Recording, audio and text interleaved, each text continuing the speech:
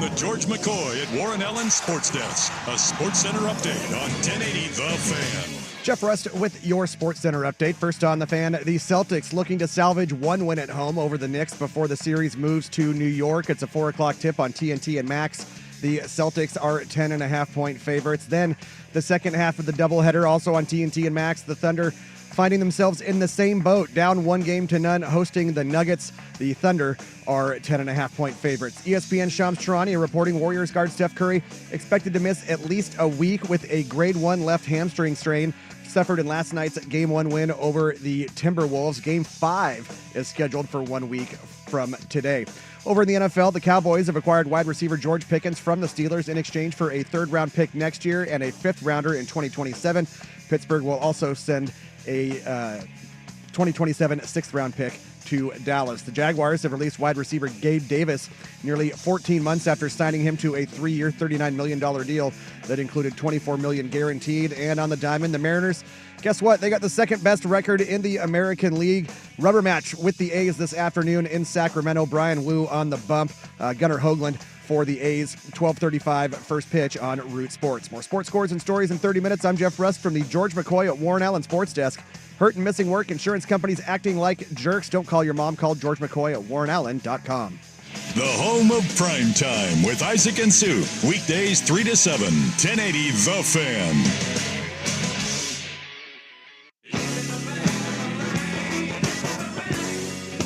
This is Danny and Dusty. Meringatang is going to be a thing. You're not coining anything new. With Danny Meringue and Dusty, the Fan Man Hera. I'll throw some monkey sounds in there and call it good. The old Danny Meringue pie? Danny and Dusty on the Odyssey app and 1080. Yeah, this is going to be awesome. The Fan. Good afternoon! Hey, welcome in. Happy Wrestling Wednesday. Oh, what a rush. How's everybody doing today? Doing good. Well, we are doing good. Better than Jeff Rust, to be honest. Mustachioless. Well, there's that. I didn't even notice that. Yeah. I don't get to keep him very long. The wife doesn't like the mustache. Shorn like a wee little babe. Yeah. Freshly shorn. Are you familiar with the Rust 503 on Twitter? I am. Might have had the worst top 5 cereal list I've ever seen. Oh. I mean, this is something. This is, even for Rust, I went, boy, that's extreme. It started with there's a new Captain Crunch Orange Cream Pop. And this starts off pretty tame. I don't remember why I tagged Dirt and Sprague in it, but I think they were having a cereal discussion or something too, if I remember correctly. Well, you said anything Captain Crunch is horrifically overrated, rips your mouth to shreds. None of them taste good. That's, whoa. So many other superior cereals. And don't even get me started with Cinnamon Toast Crunch BS. That stuff ass too. Okay? What? I said what I said. I don't even like cereal, and CTC reigns supreme. What are we doing here? No. Well, I mean, Cinnamon Toast Crunch, I don't... It's on the Mount Rushmore. Don't do this. No, I'm not going to. Oh, my God. I'm not going to put it on there. But... Unbelievable. What? Hey, pipe down there, non-cereal eater. Yeah, but this is like, oh, I don't like Coke or Pepsi. I like RC Cola. Come on now. I do like RC Cola. Oh my God. But it's not superior to Coke. Cinnamon Toast Crunch, I won't call it trash like Jeff Rust did. Yeah. But there are better. You better not have a single bleeping thing with marshmallows in it. Oh, buddy. Oh, coming in at number 5. He released son of a bee. his top 5. Oh my God. Which is a wild list to start. Oh my God. But there's one just absolutely horrific one in there.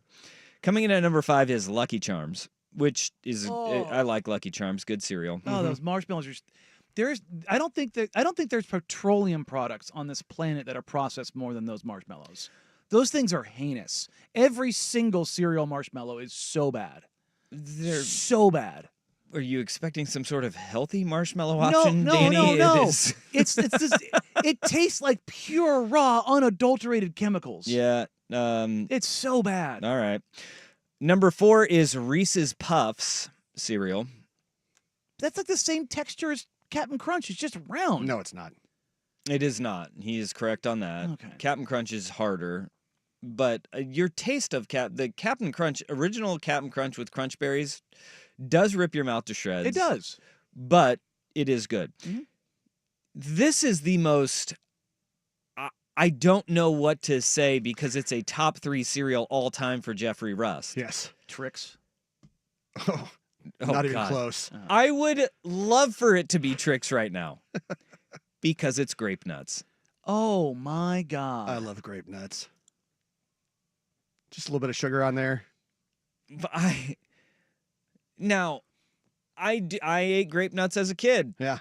I'm not against them. I'm not either. I had to go for a while where I couldn't eat them because they'd give me heartburn. I know. I'm old. The thing about grape nuts is the person who pours a bowl of grape nuts in is exactly the amount they wanted will be the first person to pour a bowl of grape nuts with the exact amount they wanted. You got to be careful to not go with too big of a bowl. Yes. Yeah. Yes. Because otherwise it just turns into cement. And that's exactly what happens. Yeah. Then you have to, there's a waiting period. Unlike most cereals where you want to eat it before it gets soggy, you cannot eat grape nuts right out the get-go or you are just going to be chewing on cement. But you do get to add your own sugar. Yeah, just put a little sugar in there. Which is good. Yeah. But number 3 all time? For me, it's my top 5. Yeah, I understand this. Yeah. And I'm judging you. Yeah. Absolutely. Number 2 is Frosted Flakes. They're great. Right? We all know that. Frosted Flakes are an OG. Don't know if it's number 2. And then number 1, Cocoa Pebbles. It was going to be a Cocoa Pebbles / Cocoa Krispies because they're both rice cereals. Now, here's the thing.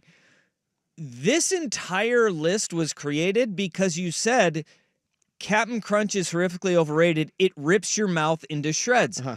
What do Cocoa Pebbles do? No. Oh, absolutely No, they do. much softer texture. They will rip the roof of your mouth to shreds because I love Fruity Pebbles. I love Fruity Pebbles. I've had this argument with my wife. She started doing the Fruity Pebbles with the marshmallows, and I'm just like, but why? Well, we get it. You have a thing against marshmallows. I just In cereal. and cereal. And cereal. How do you have so many opinions about cereal when you don't even like it? because I really don't like it. What? Yeah. Like I'll have a bowl of cereal for like a late night snack. Yeah, cereal is great. I love cereal. Yeah. Cereal is fantastic. We got some of those like hotel cereal dispenser things in the kitchen. Got 4 of them. Okay. I'm going to ask this question, but I don't want to really know the answer based on your top 5. Do you mix what and is match? what is in your dispensers at home? Currently, right now, there's some Reese's Puffs. My kids are on the Crunch Berries, so that's a strike for them. One is just empty. I just emptied the Cocoa Pebbles one, and the other one is I think it's the Frosted Flakes like donut shop ones, where it's a round puff ball like a Cocoa Puff or Reese's, But just coated in sugar. Yeah, basically. Yeah.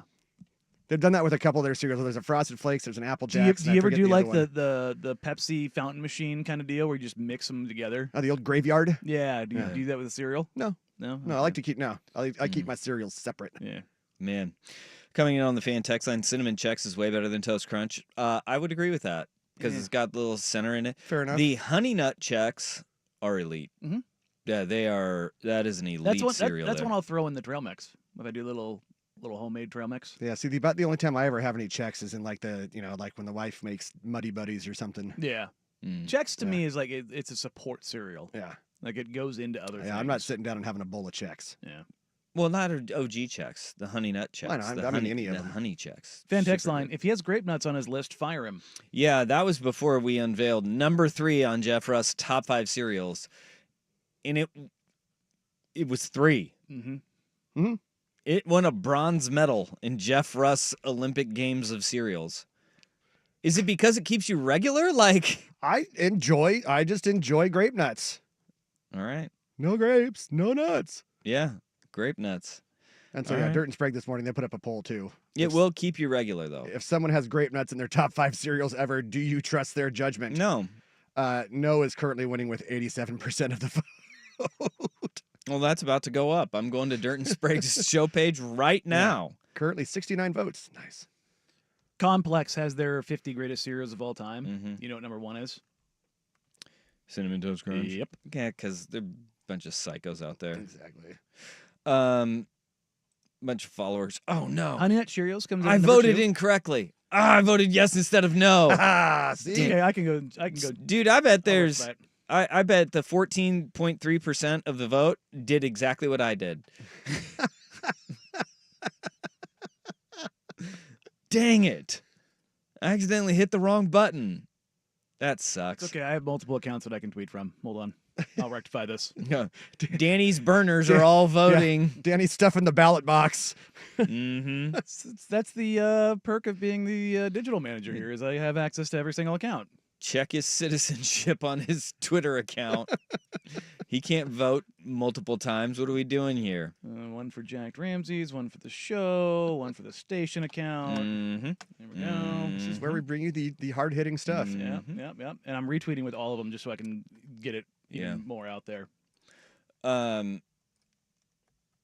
Wow, this is quite the move. I'll be honest, I'm the old bastard that eats dry corn checks. There, I said it. P1 Shane. Just the regular checks, just dry. That'll tear your mouth out. Every cereal that I eat is tearing my mouth up because I don't drink milk. Yeah. So I that's why I go to cereals that can be eaten best dry, like Cinnamon Toast Crunch. Yeah. All right. Review on the YouTube chat.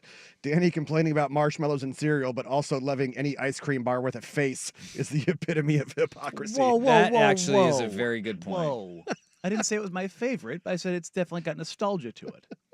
And when he brought them I think you're rewriting history. Whoa, when he brought them in, I didn't grab the face. I don't think that's what you said. Ortner grabbed the face. I didn't grab it. I don't think that's what you said, though. I think you're trying to rewrite history. I'm not. I think you did say you love any when the ice cream with the face. When the ice cream man shows up, I like the OGs, like the ones with the ice cream with the face. Like, yeah, I do like them, but I didn't say they're the best. I didn't say they're the best of all time. But you definitely tried to water that down. Since we're having a cereal conversation, I just need to reiterate that John Harvey Kellogg, the inventor of cornflakes, he created cornflakes because he advocated for a bland vegetarian diet to suppress sexual desires. Yeah, it was meant to curb masturbation. That's not true. That's like we think we know what he means here, but he said the bland, all sexual desires, including masturbation. That's why John Harvey Kellogg gave us cornflakes. Suppress sexual desires. You heathens. Was he a Quaker? He was a Seventh-day Adventist. Okay, so we had the Seventh-day Adventists and the Quakers are out here making our cereals and breakfast bars. Yeah, man. I mean, they nailed it. They do a really good job making cereal, and oatmeal. Yeah. Get them oats. I wonder where Post falls on that spectrum. Probably Satan. Oh, I bet. Yeah. He had to zig the other way. Yeah. It's like a hidden pentagram on the inside of the packaging or something. Well, I mean, there was Were he and L. Ron Hubbard hanging out? there was an avenue for You're him getting to sued so soon. go the other way. I didn't state a fact. I asked a question. I don't think that was. That's Jeff Rust. You can contact him directly at the Rust503 on Twitter. I didn't hear tell that. It's him directly by the cereal takes. Question. I'm not messing with the Scientologists. Yeah. I'm not doing that. They're definitely not. They're very doing that. litigious. Like, how many times a day when you were a kid and you stayed home from school during The Price is Right did you see the TV commercials for Dianetics? A lot. Yeah. Their Scientology? That was L. Ron Hubbard. Yeah. Oh, really? Yeah, that's the sensor reading thing, right? Something like that. I don't know. boy. I don't remember any of those commercials. I remember there was only like 3 of them. Yeah. There's only 3 of them. I do kind of, on that tangent, I do kind of appreciate when they like repurpose a commercial that's like 15 years old and it just gets back in rotation again. It's like the Geico just like decides they're going to throw in like the OG caveman on like the W or the CW. And you're like, Well, no, or the I've seen that commercial before, like 20 years ago. Where the hell did that come Well, from? the Corona Christmas commercials, elite. Cadbury cream eggs, we get Cadbury, those. yep. We get those every Easter. That thing was made in like 1988. well, and Geico just recently they were doing the pig crying wee all the way home. That was actually just on. Well, like they 2 had minutes to. ago. They've brought them all back. They brought Yeah. the caveman back. They brought the pig back. They're going back to their roots. Recycling, baby. Yeah, which is good. Yeah. Which is good. There's also remember they did it with. He likes it. Oh, he him, really Mikey. likes He it. likes Mikey. Yeah. I do love it when we get the grainy footage though. The Cadbury one's like the best for that because it was. If I'm not mistaken, I looked this up a couple of years ago. I was like, I think it was shot in 1988. Oh, really? Yeah, it's old as dirt, Yeah. and they haven't even tried to like gloss it up. It's in like 360p. The other one, Campbell's Soup, where the kid comes in as a snowman and he gets the soup and he melts in the kitchen. yeah. Remember that one? Mhm. Yeah, that's a good one. You know, when you have kids, though, they will go, "What's wrong with the TV?" Yeah. You're like, "Nothing. This is how we used to watch it." Mhm. All right? Yeah, during the Want to know why our eyes are so bad? We had to get real close to that TV. the TNT game last night, they showed clips of Reggie after the Pacers game hitting, game winners. And they all roasted just like, you can't even tell it's Reggie. Like how the hell did we watch this? It's actually crazy thinking about it how clear we used to think that was. On Well, little or- TVs, too. Imagine watching golf again on one of those TVs. Oh God. Yeah. You There's can't follow I'm that pretty sure there's a ball. ball on that screen somewhere. Oh God. And look, Fox tried to help us when they had the Glow puck? glow puck, Yeah, but with the that tracer. didn't. Hockey fans didn't like it. No, they hated it. Yeah, I liked it. Like we like watching our hockey, not knowing where the puck is. I like the little red trail, man. Just Schrodinger's puck. Dude, he scored for sure. Yeah. I don't know. You slow it down and each frame is like 12 frames. We got like 4K, and I'm like, I don't know if that. Yeah. I still don't know where I the don't know puck if across is. the plane. Yeah. Who knows? Yeah. All right, let's get this show on the road. Rust. You're welcome. No, don't say that. Nobody thanked you for that. Nobody's thanking you for that. But we are judging you. I'm gonna have to hit the store on the way home for a box of grape nuts. Look, it doesn't change how I feel about you, but it definitely changes my opinion of you. Right? Fair enough. Right?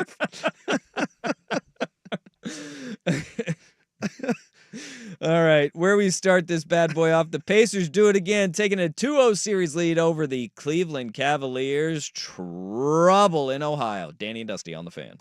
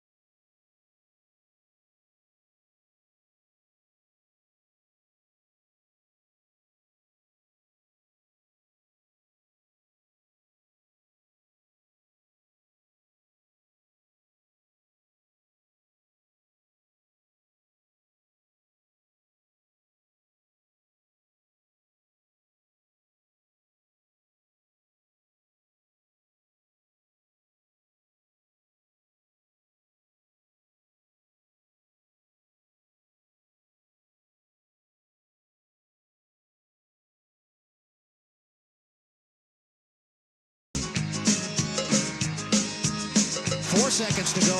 Haliburton for three. Three ball up top. Indiana by 1 and 1/10 seconds to go. Inbound. Merrill didn't get it off. And this rivals the Milwaukee finish. You have got to be kidding me. Tyrese Haliburton does it again right there. That was the call on the Pacers radio network by Mark Boyle as Tyrese Haliburton and the Pacers steal Game 2 in Cleveland and take a 2-0 series lead. Not just erasing a 20-point lead, but also erased another 7-point deficit in the final minute of the basketball game. Yeah, 43 seconds, 47 seconds, can't remember what it was. But it had not been done once in NBA history in the playoffs. 1,609 games with a 7-point lead and 40 seconds or more to go. And the Pacers have done it twice, and the Nuggets did it against the Thunder. So 3 times in the past 2 weeks. That's wild. That's the last 10 days. It's absolutely bonkers. It's absolutely bonkers what has happened. Jeez. The Nuggets did it in Game 1. Mm-hmm. The Pacers did it to the Bucks. did it to the Bucks. And then the Pacers did it to the Cavs. 4? Or 3? 3. It's absolute lunacy what is happening. End of games. And we talked about this. It used to be if you got a 20-point lead in the playoffs, you weren't losing that game. That's not the case anymore either. And it sure as heck was more up in the air in closer games, but like what'd you say, 1,639? 1,609. Yeah. That's a pretty good sample size of that, teams leading by 7 or more in the final 40 or 50 seconds. And we've had 3 of them. No lead is safe in the NBA right now. No, and it's not in the way that you would think it would be. It's not a team that hits 24, 25 threes and just like has a quarter where it's just this steamroll quarter. It's a good quarter from a team. Now, the Pacers were very good, 36 points. The Cavs were very bad, 21. But it's the combination of the two. It's the team having a good quarter and then another team having a god-awful. The Cavs, I believe, if I remember right, did not get a shot off in the final minute 20. 8 possessions, they didn't get a shot off because of turnovers or inbounds problems. Like, that's insane. I don't even know what to say to that. It's like you look at this game, and it was the others again. Nembhard had an insane game. Now he turned the ball over a lot. Haliburton, like the Pacers scored 26 points in the paint in the fourth quarter alone. Yeah, in the fourth quarter alone, on top of 13 free throws. But we can also circle the injuries for Cleveland. Evan Mobley, DNP, Darius Garland, DNP, DeAndre Hunter, DNP. All 3 of those guys, those injuries are significant. It's 2 All-Stars and a 6-man of the year finalist. So even though Donovan Mitchell scored 48 points on 50% shooting from the field and had 9 assists, they lost the basketball game, and that was what built them a 20-point lead. But those 3 guys that were on the sidelines in street clothes are the exact reason why you blow a 20-point lead, despite the fact Donovan Mitchell drops 48 on you. The old Pat Rileyism. That's crazy. Play 8, trust 7. You lost 3 of your top 7. You're playing Craig Porter Jr., you're playing Javonte Green. Now, Okoro and Merrill are guys that are going to work their way in there. There's no doubt about that. And Dean Wade was good on the glass, but offensively that he couldn't get it done. And again, the Cavs struggle from 3. And Donovan Mitchell is now 2 for 19 from 3 in these 2 games. That isn't no good. The Cavs are shooting 29% as a team from 3. They were the second best 3-point shooting team in the entire league. Like what? There's like these giant red flags. And I said, yesterday before the game, like, oh, the Cavs will get this one. The Pacers aren't going to play that good again because they played basically a perfect game and stylistically their perfect game. Dude, I thought that was a wild line. 7.5 point favorites for Cleveland. And I was like, that don't make no sense. even I thought it was a wild line, but I still thought the Cavs were going to win. Yeah. I was like, the Pacers were just so good in game one. I just couldn't see them being that good again.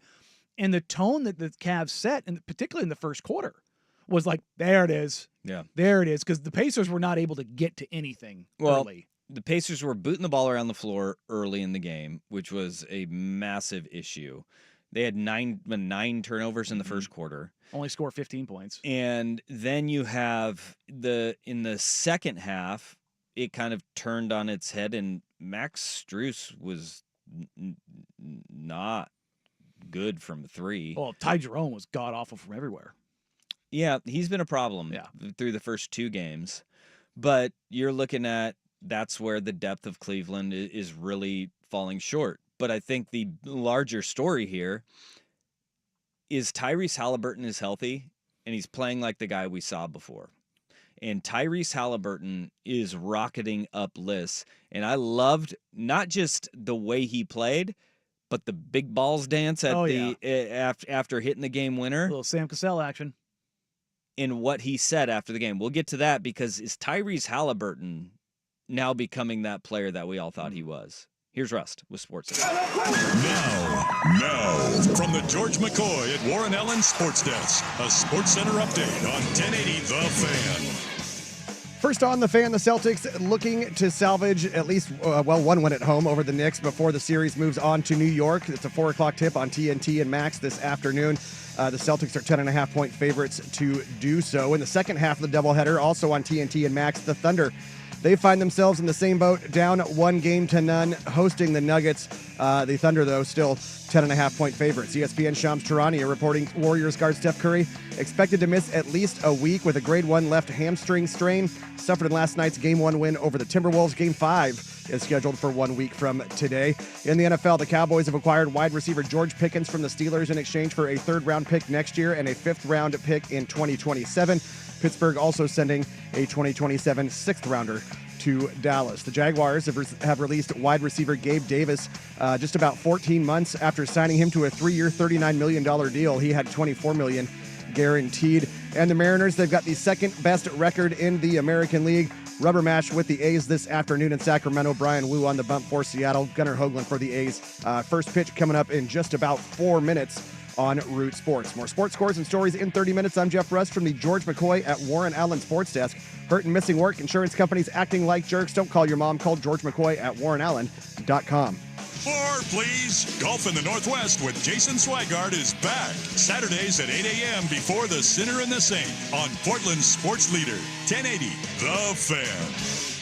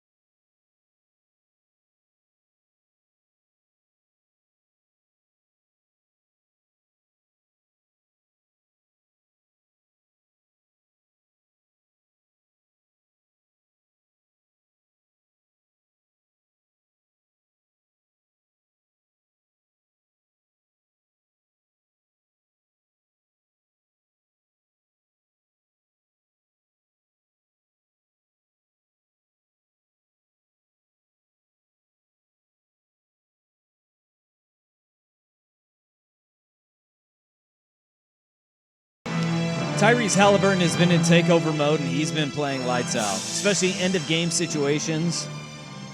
If you're a Pacers fan, can't ask for much more than what you're getting from Tyrese Haliburton. And it doesn't matter if his dad's there or not. No, there's some Reggie Miller redux here. He has a penchant for game-winning heroics.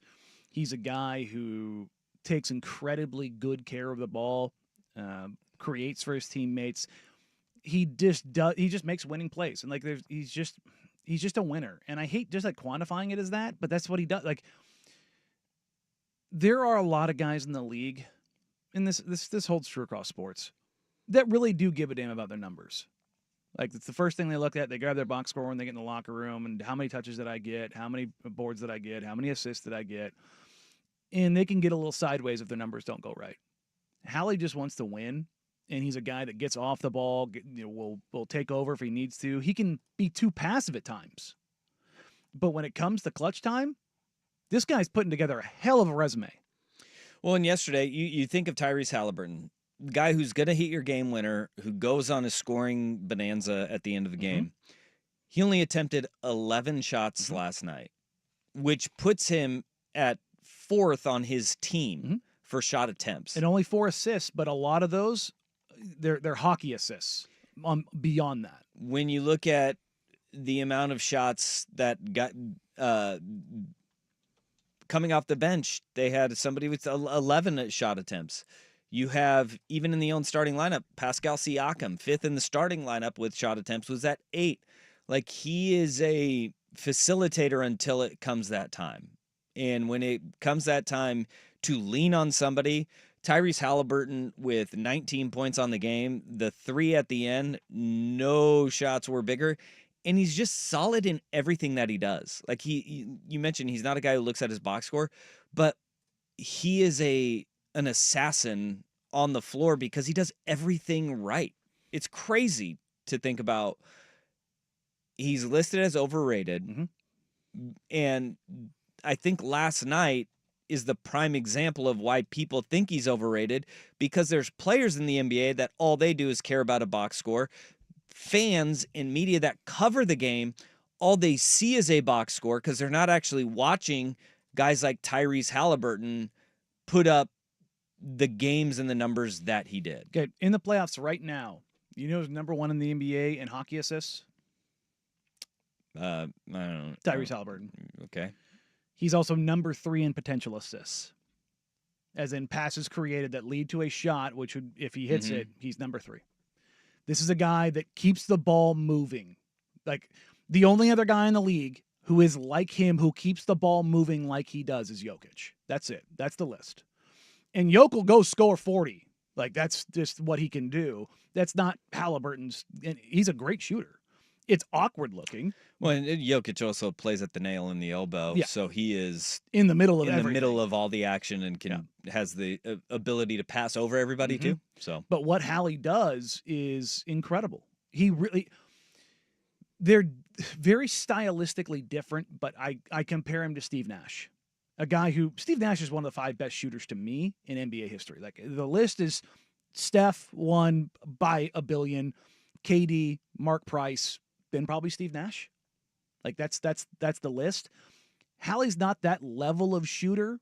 He's really good though. He's incredibly good. If you look over his career, he's an incredible shooter. But he has this very special DNA, like Rondo or Nash, where cerebrally the way he sees the floor is like 8D chess. He just makes the move that triggers the move that ignites another move, and he sees all that happen in a heartbeat. What I also love about him, though, is that a lot of the guys that play the style that Tyrese Haliburton plays, they don't have the panache or pizzazz that stars that score a lot do. Tyrese Haliburton, he's here for all of it, including rivalries and picking up hefty fines. That one was unexpected. I didn't know we had beef, but yeah, I guess good for them, man. That came out of nowhere, but It's just, I think now that label's there, they're all, as it's going to be every time we play somebody, every time on the road, he'll probably follow me until the next poll comes out, and then we'll see if I'm number one again. But, for me, I just control what I can, man. And, overrate that. Overrate that. Overrate that. And then he does the Major League. Do you know what Hallie's career numbers are? I think they would surprise a lot of people. I don't know. You're asking a lot of questions I just won't know the answer to in this segment. No, it's no. But I think that also kind of portends to the way Hallie is. He averages 18 points, 9 assists, 4 rebounds on 48, 39, 86 shooting. He is a near career 50, 40, 90 shooter and a near 20-10 guy. That's bananas. Do you think of him that way? Yeah, because his arc last year, his career, he was going up before the hamstring, and then it went down. Yeah, and it took him months. We had this discussion probably in February. That is Tyrese Haliburton turning into old Tyrese Haliburton again, and if the playoffs are any indication, yup, he's back to being the old Tyrese Haliburton, and that hamstring is totally fine. And he's back to being that player that he was. It's crazy. I mean, the way that he plays, I love it.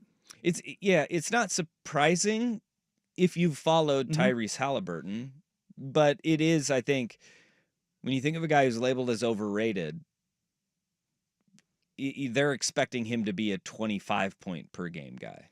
Which is, again, he's stylistically, he's not that guy. Yeah. He's more Nash Rondo. He's a hooper. Yeah, but he just, when I say he's a winner, he just makes winning plays. Yeah. It doesn't matter if it's him. It doesn't matter if it's his teammate. He's just going to, honestly, and this is going to sound insane, LeBron is the same way. Now, but don't get me wrong, he cares, I think, more about the numbers. But remember LeBron for the first 10, 12 years of his career, really until he got to Miami? And finally did it, and it was a 2013 LeBron that we got the LeBron bent over looking through his eyes like a serial killer, where he went full-on nasty mode. But before that, LeBron got killed for passing on game winners to somebody who's a good shooter who's wide open, like making the right play. And by the way, made names for guys like Boobie Gibson. Remember Boobie Gibson? It was because LeBron would Mo pass. Williams, he did that because that's what you're supposed to do. And I think we get so caught up in, numbers, or Edwards is a perfect example of the charisma and athleticism package and how fluid everything looks. Everything Hallie does, you would never, ever teach somebody to do. His footwork, his shot form, how he dribbles, his herky-jerky jazz. Just, if you're a basketball fan, just watch Haliburton with the ball when he's setting up sometime. Just don't even look at anything else. And just watch how rhythmically different he is, how he dribbles the ball. It's not if you watch Kyrie, he's the best handles of all time.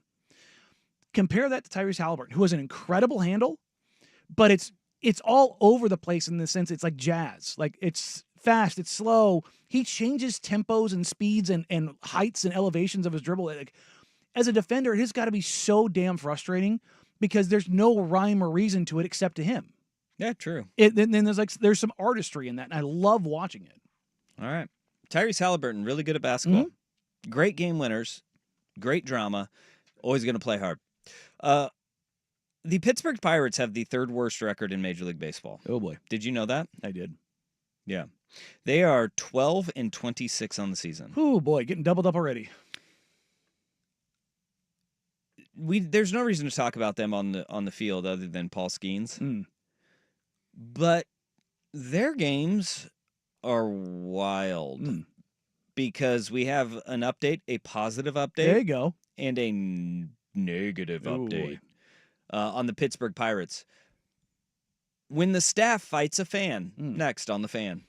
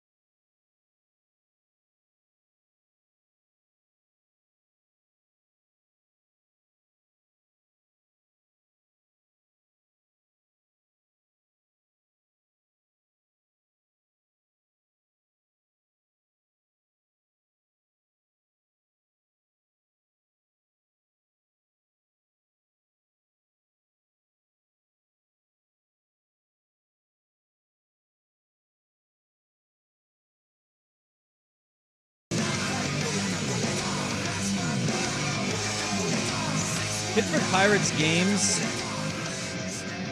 are wild right now. Scary situation happened last week. Yeah. Where the fan fell out of the stands off the Clemente wall. We thought we saw somebody die. Yeah, that was crazy. 21 plus feet. Well, yeah, 21 feet because of Roberto Clemente. Yeah. 21 feet. So, we have an update, though. That young man was, I didn't know if he was going to die. Yeah. They thought he might be paralyzed because he fell on his neck. Yep. Well, as it turns out, he is up and walking. He's walking. That is incredible news for him. What's his name? Caven Markwood is now, he's got a long way to go, but he is now up and on his feet, which is crazy to think about how quickly. I mean, it was a week ago today, wasn't it? It was last Wednesday. I think it was, yeah. And he's already up and moving around like that. That's huge for him, and hopefully he's okay. He's dealing with a broken neck, clavicle, and back, so there's plenty of obstacles ahead. Holy smokes. He's so lucky, man. He is so lucky. They've raised $41,000 on a GoFundMe. Yeah, I bet you the neuro treatment probably isn't cheap.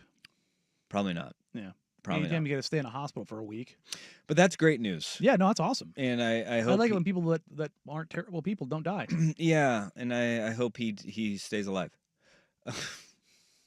What? But there's a wild incident at the Pirates game yesterday. It's been a week. So there was a fan or two fans that were drunk and unruly at the Pirates game. After the game was over, these fans were harassing a female food services employee at the stadium at PNC Park. They were continually harassing her. It crossed the line to a point where one of the male employees of the Pittsburgh Pirates stepped in.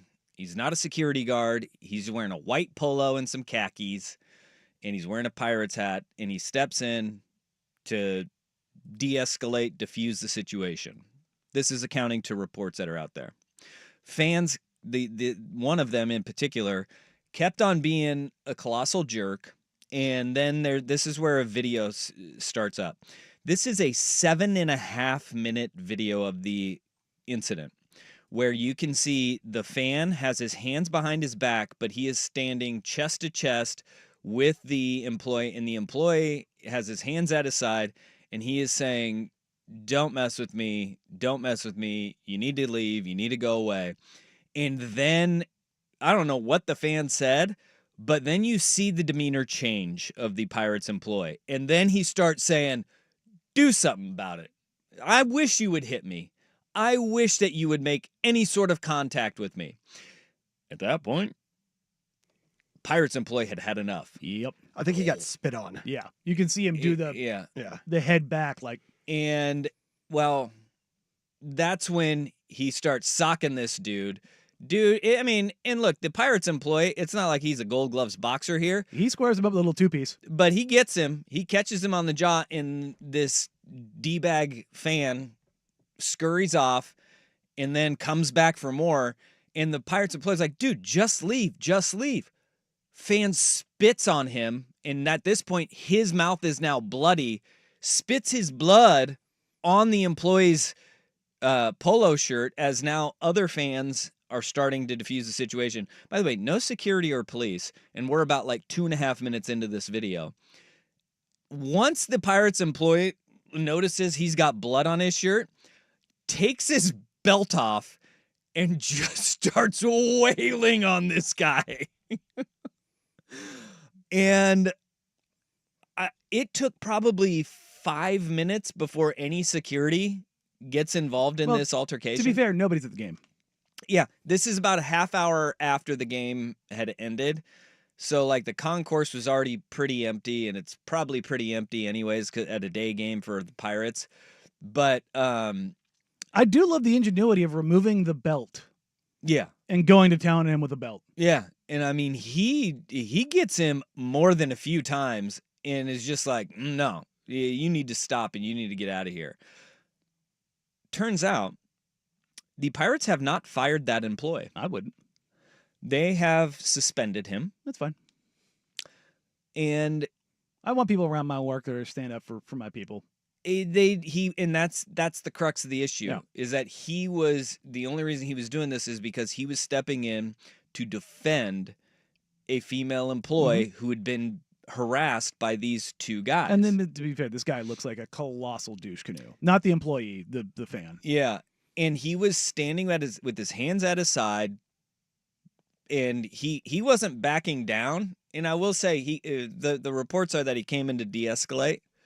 But he comes in pretty calm. But you could hear him saying on the video, like, I wish you would do something. You can hear him say that to him. Well, he goes chest to chest with him, and he's got his hands behind his back like he's going to do something. The fan, like he's going to do something. He's like, look, man, you need to go. Yeah. And so he gets spit on. That's assault, brother. Yep. And then he just starts wailing on him. No. Is it bad that my initial response to that is, I don't even think he should be suspended? No.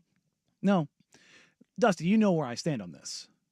You 100% know where I stand on this. Well, there are people that need to get punched in the face. People are far too comfortable in this country. They are far too comfortable in this country saying and doing things without getting hit.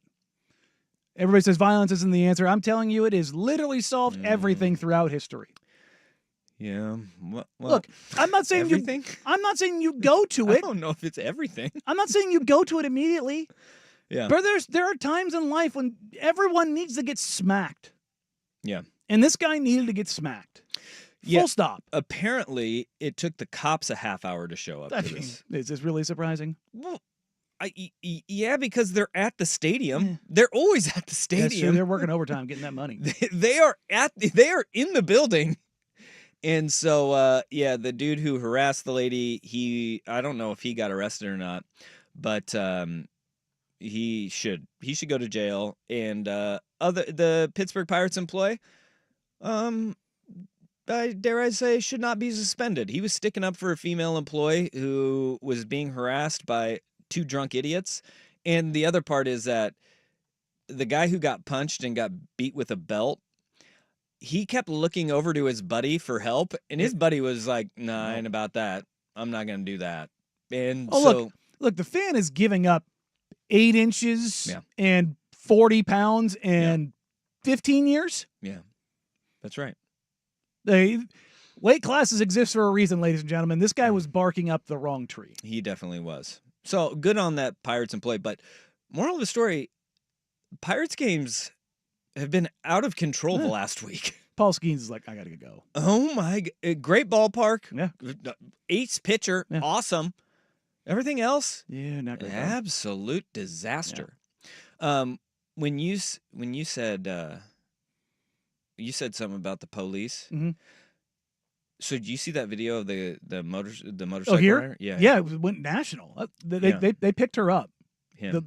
I thought it was a woman that ran him over. Oh, okay. It was a dude. Okay. Yeah. That was wild.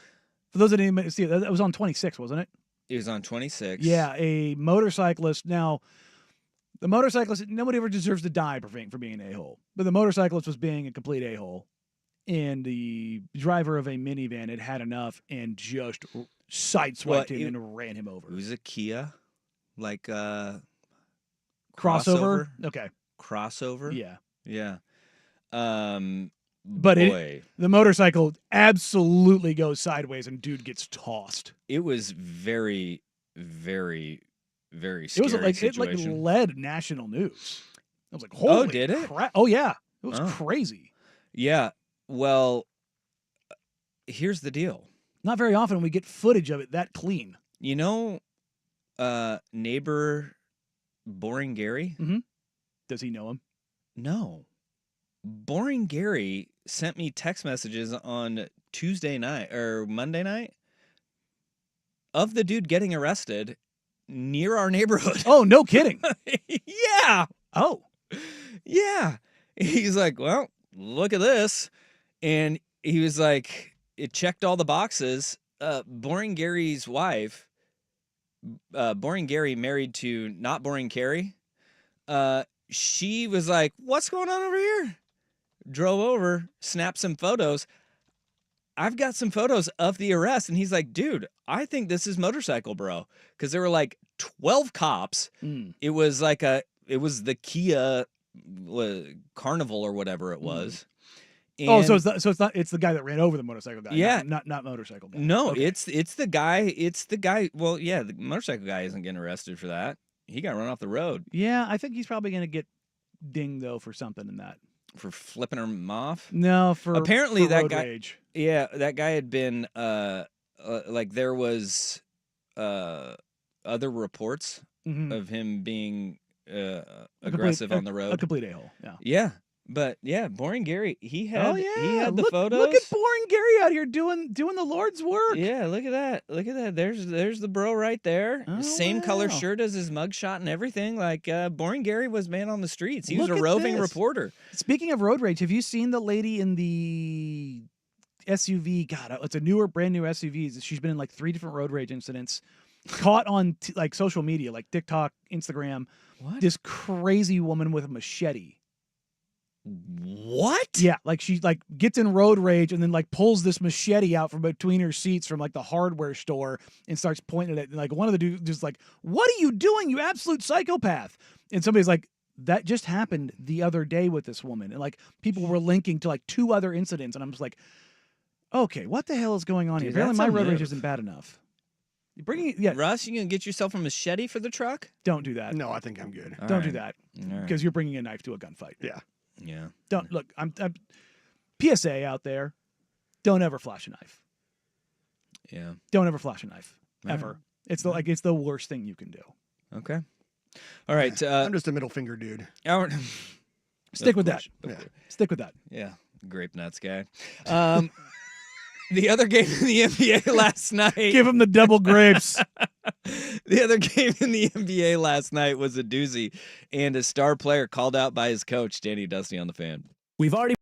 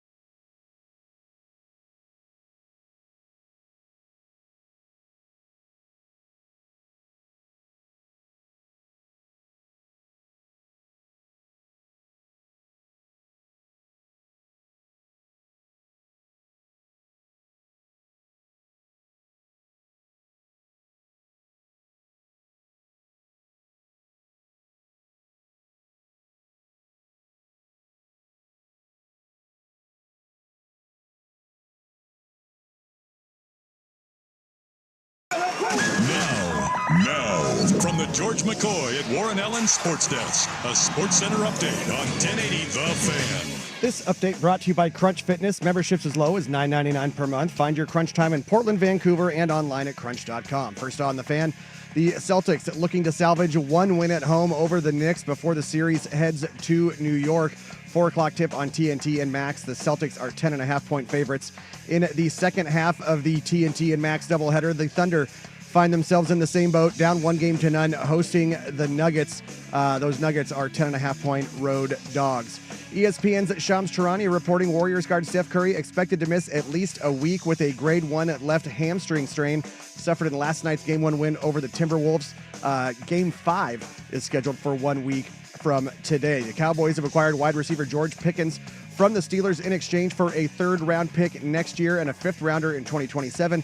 Pittsburgh will also send a 2027 sixth-round pick to Dallas. The Jaguars have released wide receiver Gabe Davis nearly 14 months after signing him to a 3-year, $39 million deal that included $24 million guaranteed. And on the diamond, the Mariners start the day with the second-best record in the American League. Rubber match with the A's this afternoon in Sacramento, and well, the M's have already dug themselves quite a hole. They trail the Athletics 3-0 in the top of the second. More sports scores and stories in 30 minutes. I'm Jeff Russ from the George McCoy at Warren Allen Sports Desk.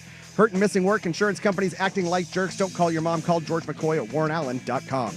It's back. The 11th annual Fan Golf Classic at Langdon Farms Golf Club happens Tuesday, June 24th. Presented by your local Toyota dealers. Reserve your foursome now at 1080thefan.com. This is Danny and Dusty. What in God's name is going on in here? What was that ruckus? With Danny Meringue and Dusty, the Fan Man Hera. What ruckus? I was just in my office and I heard a ruckus. Danny and Dusty on the Odyssey app. Describe the ruckus, sir. And 1080. Don't mess with the bull, young man. You'll get the horns. The Fan. Hour number 2, Danny and Dusty on this Wednesday afternoon. Thanks for being a part of our day, letting us be a part of yours. 1080 AM, 99.5 HD2, the Odyssey app, twitch.tv/1080am, the Fan, and the party people on the party channel, youtube.com/1080am, the Fan. Sup, party people? Go get it. Last night, we saw the second absolute dud of a performance offensively from the Minnesota Timberwolves in as many games for them, but they won the last game. Yeah. But remember, this is the second sub 90-point game for the Minnesota Timberwolves this season. So they lost 99-88 at home to the Warriors. The Warriors score 99, so they score under 100, and they shoot under 40%. This game was bananas. So I was like, I want to see how many playoff games since 1990 teams have won. Scoring under 100 and shooting under 40%, which is what the Warriors did. Those teams since 1990 have won 177 playoff games. Okay. All right. 177. They have lost 849. Oh my gosh, that would be 21%. Well, no, because it's 1,026. So 177 plus 849. Oh my gosh. So it's 17.2%. 17.2. Yeah. Holy crap. That's so not good at all. Basically, they don't win. You hold the team under 100 and you hold them under 40%. Oh, and by the way, Steph Curry doesn't play basically in the second half. That's like Ant Edwards was 0 for 8. They started off, 0 of 13 from 3? Or did they get to 0 of 14? I thought they may have even pushed it to 15. I thought it may have been 0 of 15. They finished 5 of 29 from 3. Like I said, Ant Edwards was 0 of 8 to start the game, and he had no interest in playing basketball. It was honestly, it was one of the ugliest games I've ever seen, but I was locked into it because everybody was so bad except for Draymond Green. Yeah. Draymond Green hitting 4 threes in the first half. They were 0 of 15. 0 of 15? Okay. They got to 0 of 15. Unbelievable. And they were getting, there's this whole hand-wringing thing that's going on between the Knicks media and Celtics media. We talked about this yesterday, about how many open threes the Celtics did or didn't get. And the Knicks media is out there like, oh, the Celtics weren't shooting open threes. The Celtics media is like, oh, we just missed open threes. The Timberwolves last night had open threes. My God, did they have open threes, and they just bricked them left, right, and center. Well, and this goes back to Game 7 against the Lakers as well, or Game 7, Game 5 against the Lakers as well, where they didn't shoot well either. They hit 4 threes. Well, they hit against the Lakers? Yeah, didn't they hit 4? It is 7. Oh, 7, okay. But they shot 14% because they were 7 of 47. Yeah. So 7 of 47 and then 5 of 29. Which, or excuse me, 5 of 29. I want you to imagine during this, I'm going to play a clip here. Mm-hmm. Anthony Edwards and Julius Randle are up at the podium. Anthony Edwards, as this stat is unfurled for him, his eyes start popping out, and then his jaw just drops, and his mouth stays open as the reporter keeps on speaking. We just got the numbers that you guys going 12 for 76 over the last 2 games is the worst three-point shooting in the history of the NBA playoffs. And for a team that was 4th in three-point percentage and 5th, I think, three-pointers made. 12 for 70. I mean, it's comically bad. Yeah. And you say comically bad because there's nothing those 2 guys can do except for laugh. Yeah. Because it was so egregious how many threes they have missed over the last 2 games. Think of that. 12 of 76. And they're 1-1.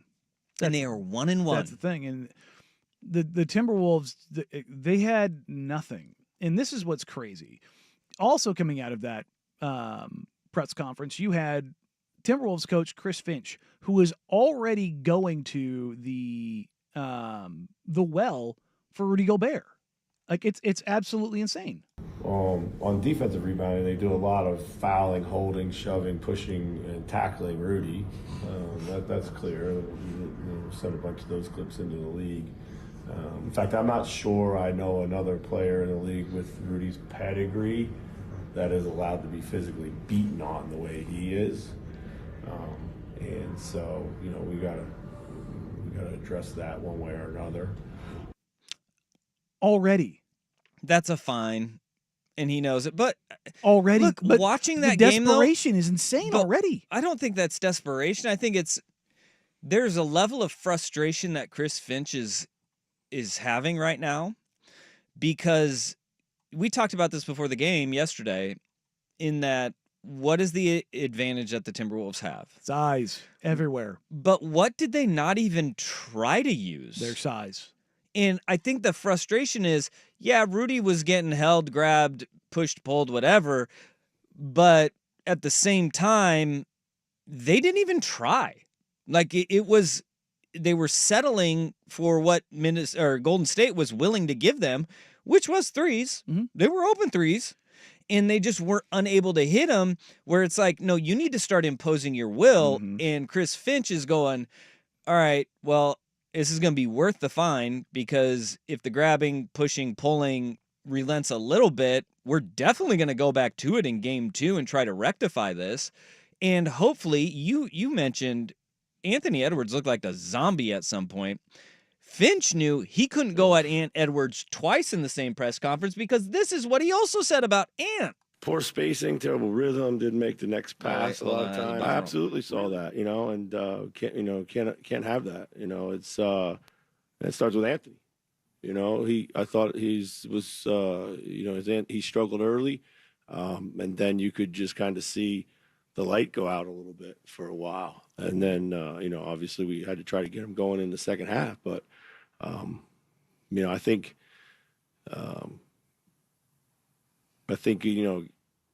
it was one of those games where he kind of came out with a predetermined mindset of what he was trying to do, and just rather than just playing the game that was in front of him. That's exactly what we talked about yesterday.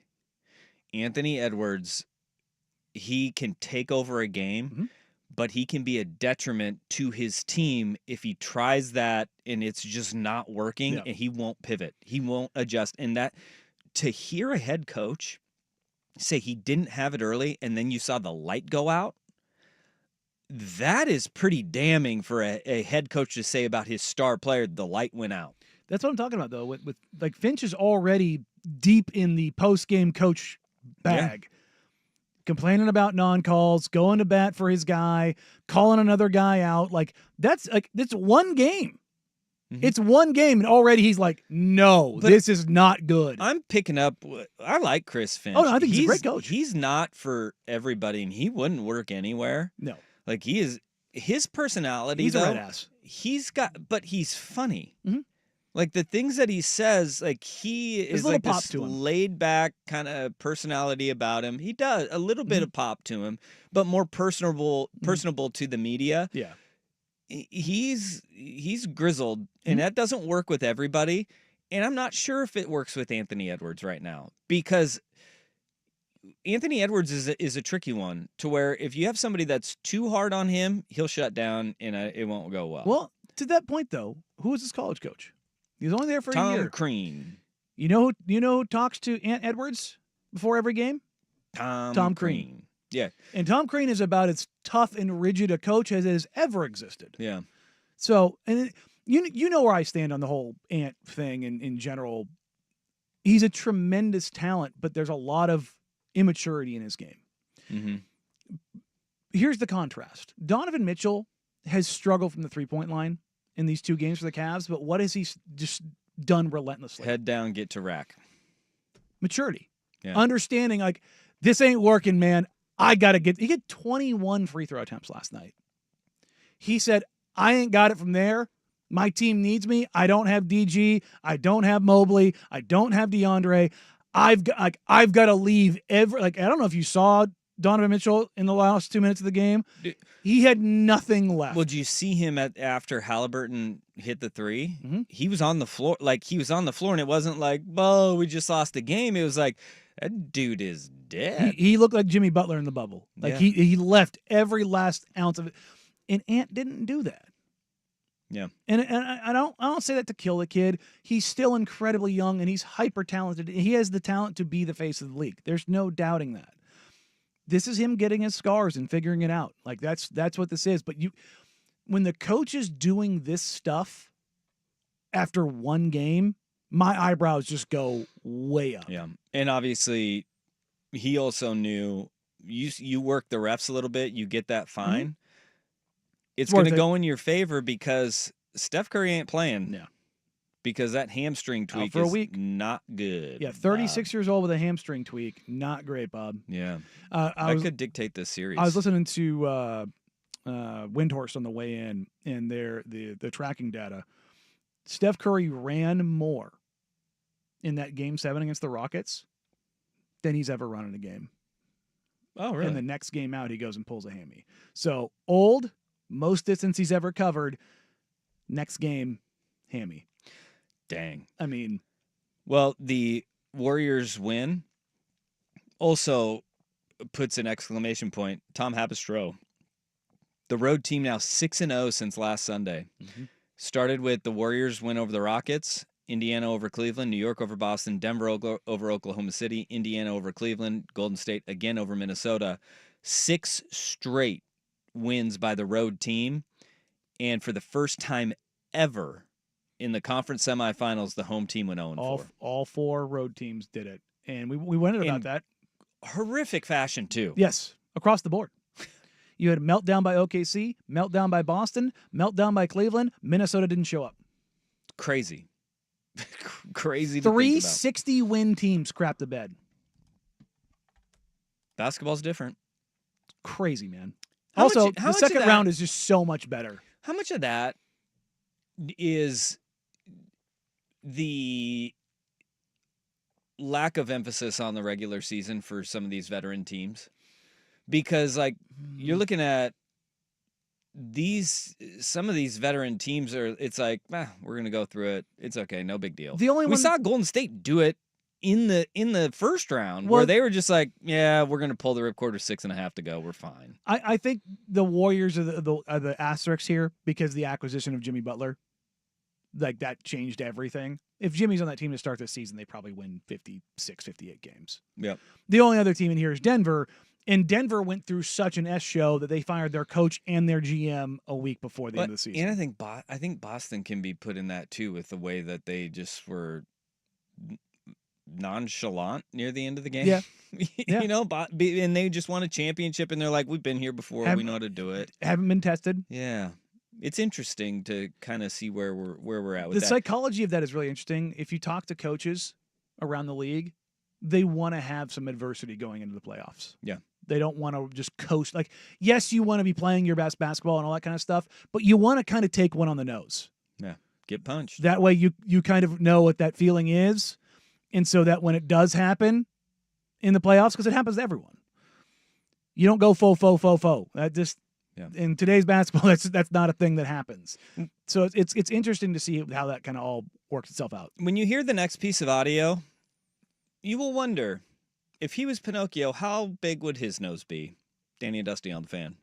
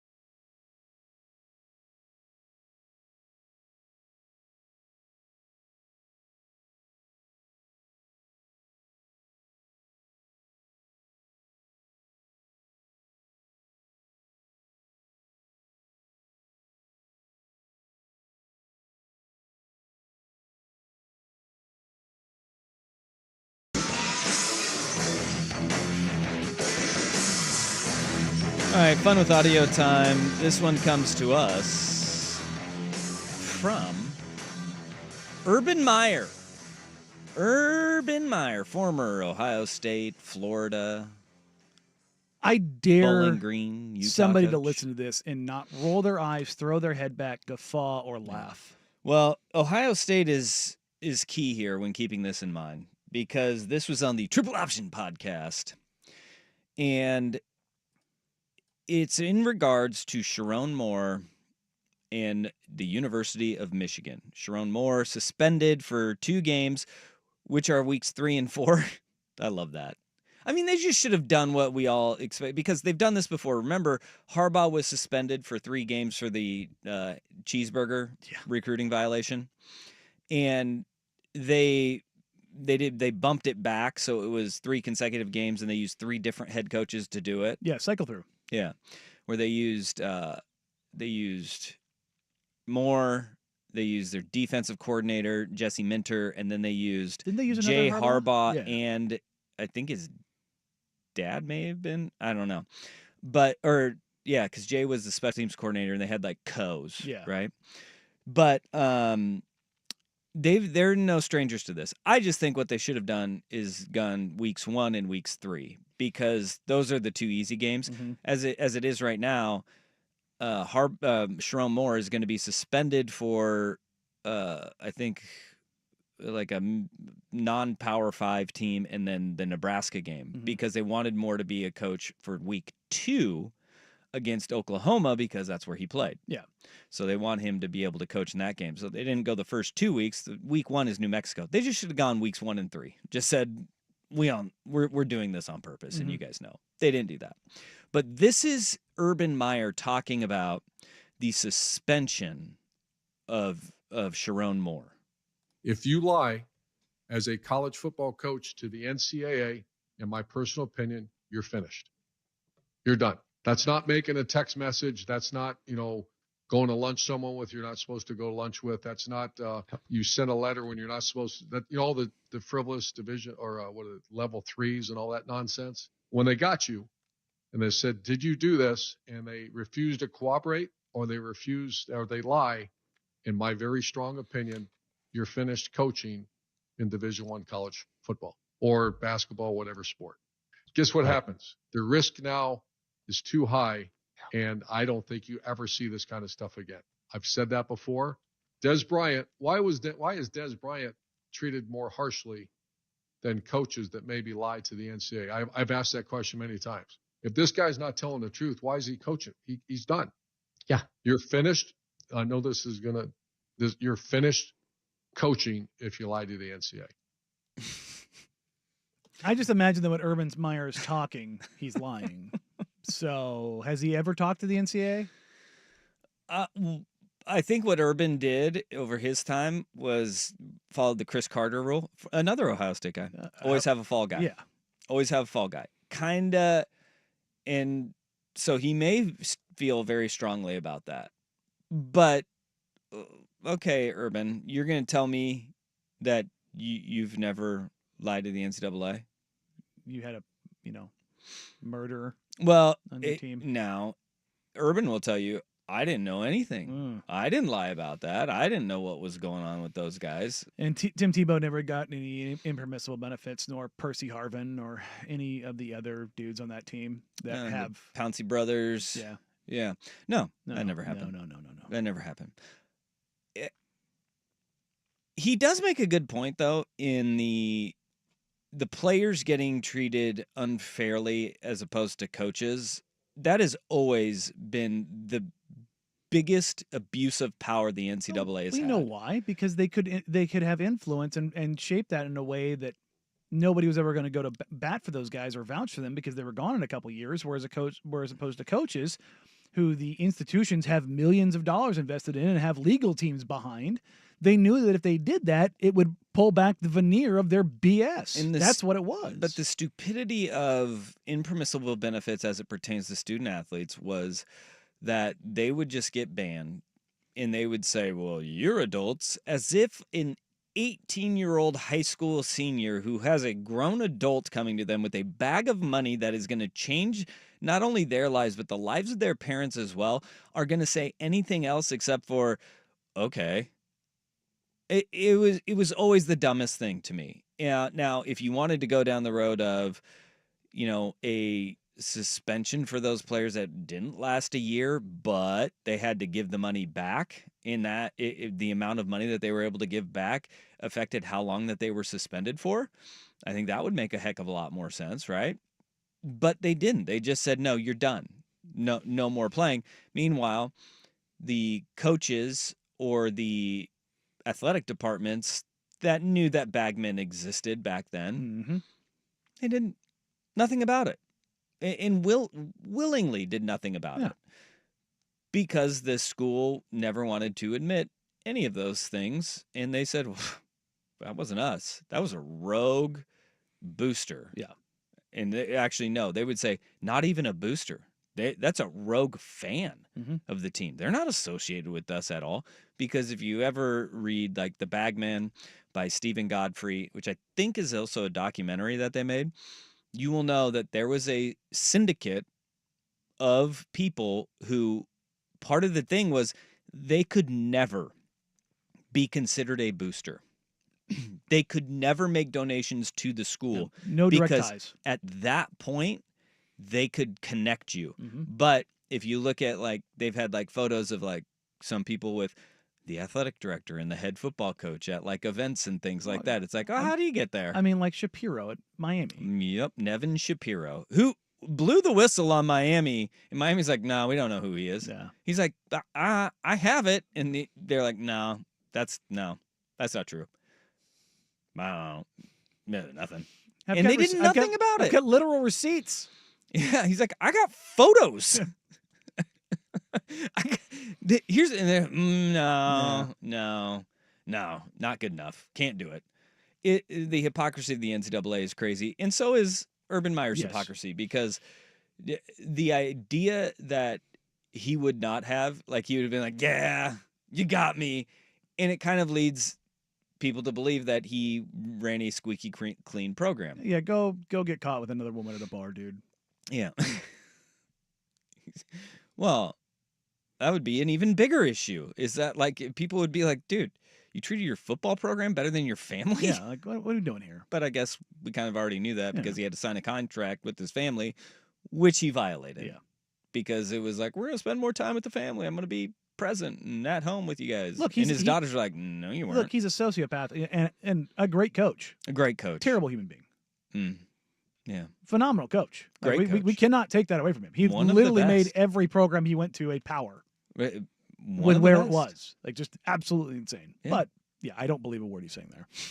All right, coming up on our worst day on the web, I wanted to run this by Suk. There was an incident in Italy of which he just returned from. We need to check him. Well, do they have suspects? Well, I'm just saying we need to check him for wounds because a absolutely god-awful, atrocious thing that you'd only see in Final Destination happen to somebody. Oh, boy. And, boy, we're going to get that next on Worst Day of the Web. But first, here's the Big Kahuna Sports Center Update. You mind if I have some of your tasty beverage to wash this down? Now, from the George McCoy at Warren Allen Sports Desk, a Sports Center update on 1080 The Fan. This update brought to you by Laurelhurst Market Steakhouse and Butcher Shop, a great spot for any occasion. And don't forget, you save 10% on your Butcher Shop order when you dine in. Menus and more at laurelhurstmarket.com. First on The Fan, the Celtics looking to salvage one win at home over the Knicks before the series moves to New York. 4 o'clock tip on TNT and Max. The Celtics are 10.5-point favorites. In the second half of the TNT and Max doubleheader, the Thunder, they find themselves in the same boat, down 1-0 hosting the Nuggets, but the Thunder are still 10-point favorites. ESPN's Shams Charania reporting Warriors guard Steph Curry expected to miss at least a week with a grade 1 left hamstring strain suffered in last night's Game 1 win over the Timberwolves. Game 5 is scheduled for 1 week from today. The Cowboys have acquired wide receiver George Pickens from the Steelers in exchange for a 3rd-round pick next year and a 5th-rounder in 2027. Pittsburgh will also send a 2027 6th-round pick to Dallas. Mariners have the 2nd best record in the American League as of the start of the day. They got a rubber match with the A's this afternoon in Sacramento, and currently the top of the 4th trailing those Athletics 3-0. More sports scores and stories in 30 minutes. I'm Jeff Rust from the George McCoy at Warren Allen Sports Desk. Hurt and missing work, insurance companies acting like jerks. Don't call your mom. Call George McCoy at warrenallen.com. This is your home for year-round NFL coverage. The Odyssey app and Portland's sports leader, 1080 The Fan. Hey, it's Isaac Robb. Now, a few things improve the aesthetic of your home, like new windows.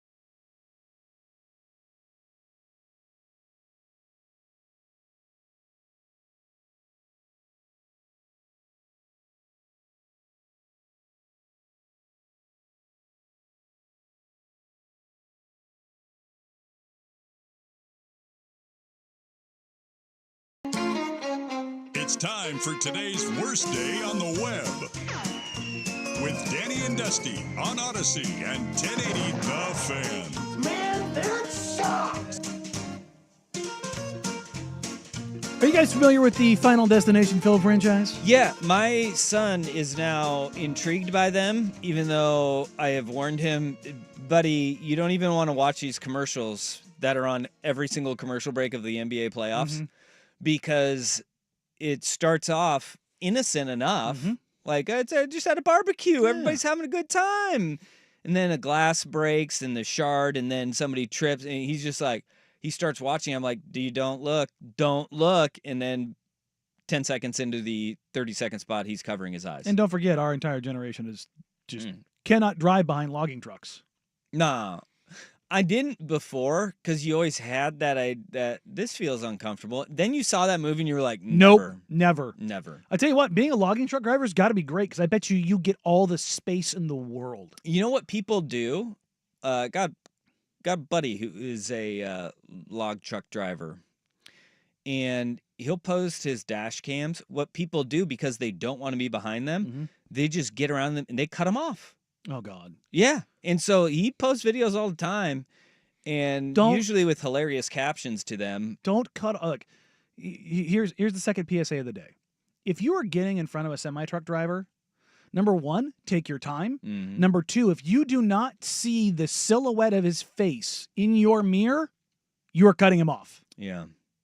You in your rearview mirror, you should be able to see this. PSA. My uncle was a semi-truck driver, so I heard about this all the time. Yeah. I always like the signs. If you can't see my mirrors, I can't see you. And they ain't kidding. Yeah. And they'll win. And that's how I always read that sign. Oh yeah, it's with the little You can't see my mirrors, I can't see you. They should put brother? At the bottom of it, Hell because yeah, that'd brother. be badass. Yeah, I like that. Yeah. Little handlebar mustache. I say all this because number one, Final Destination Bloodlines is, I believe it's in theaters now, or it comes out next week. Yeah, no idea. But I'll wait for that one on streaming. I won't go to the theater for that one. No. But I will watch it. Just to watch people squirm in the theater, too. I love those movies. Like, that's I'm about that life. I can't do the cringe, but I can do the terrifying horror.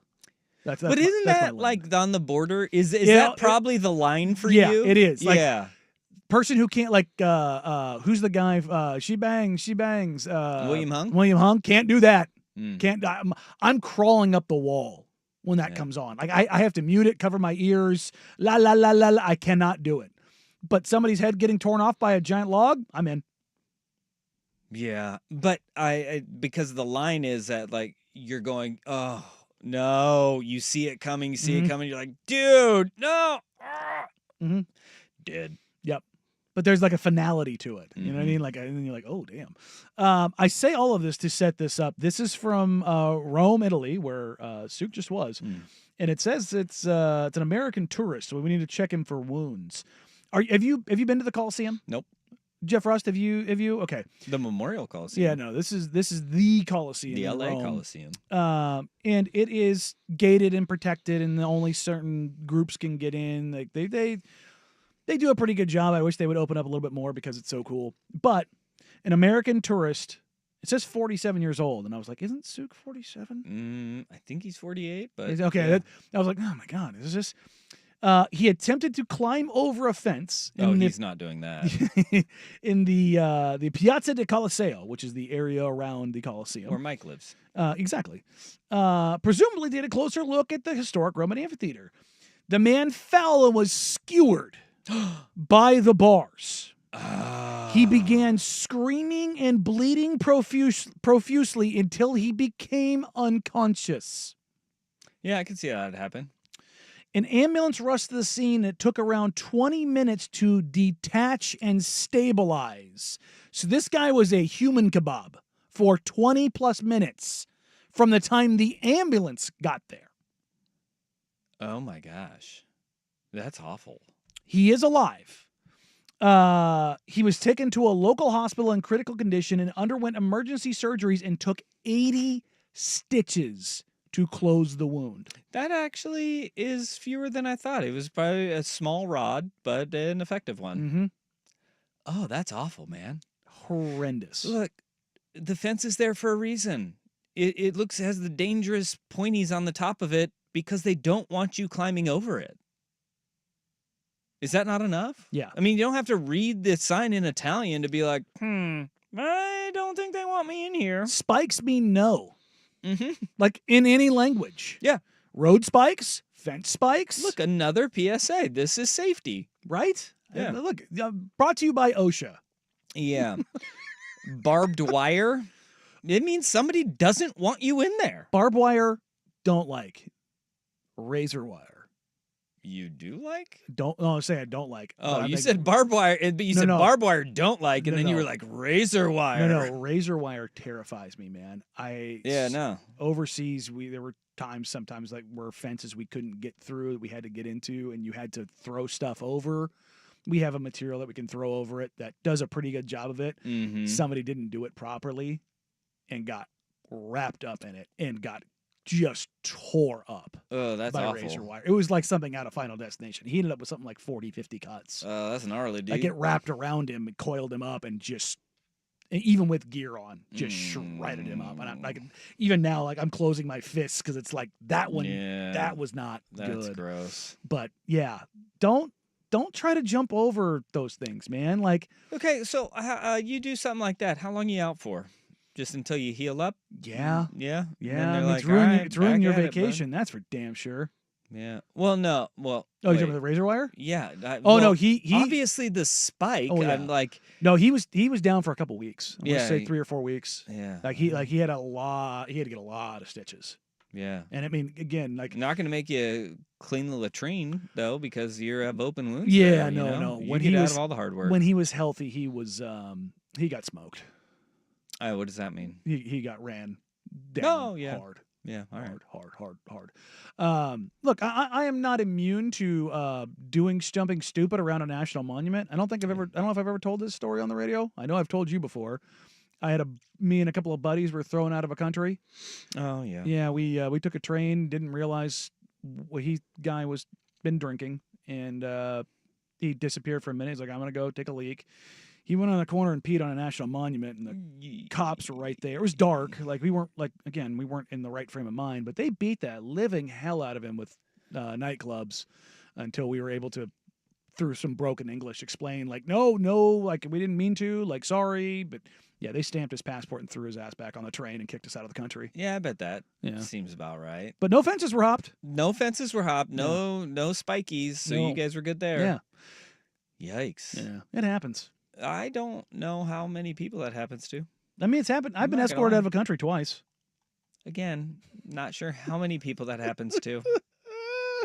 Okay. Well, neither here nor there. We had a little bit of news yesterday about the Oregon Ducks missing out on the number one quarterback in the class, Yeah. but their things are shifting to where they might end up with the top 2 recruits in the country.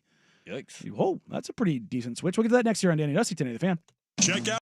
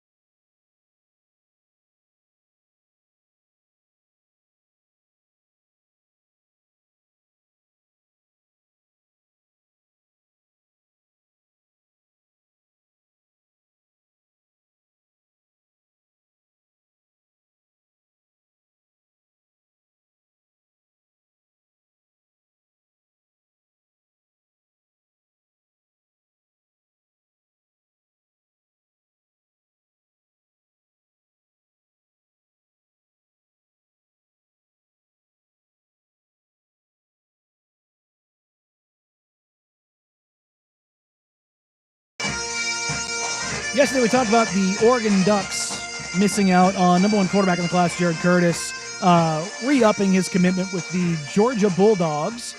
However, it does appear that the Ducks could end up landing the number 1 and number 2 prospects overall in the class. Yeah, it's going to be – we mentioned this yesterday when we were talking about Curtis, but Curtis is trying to sway Jackson Cantwell, who's down to Oregon, Ohio State,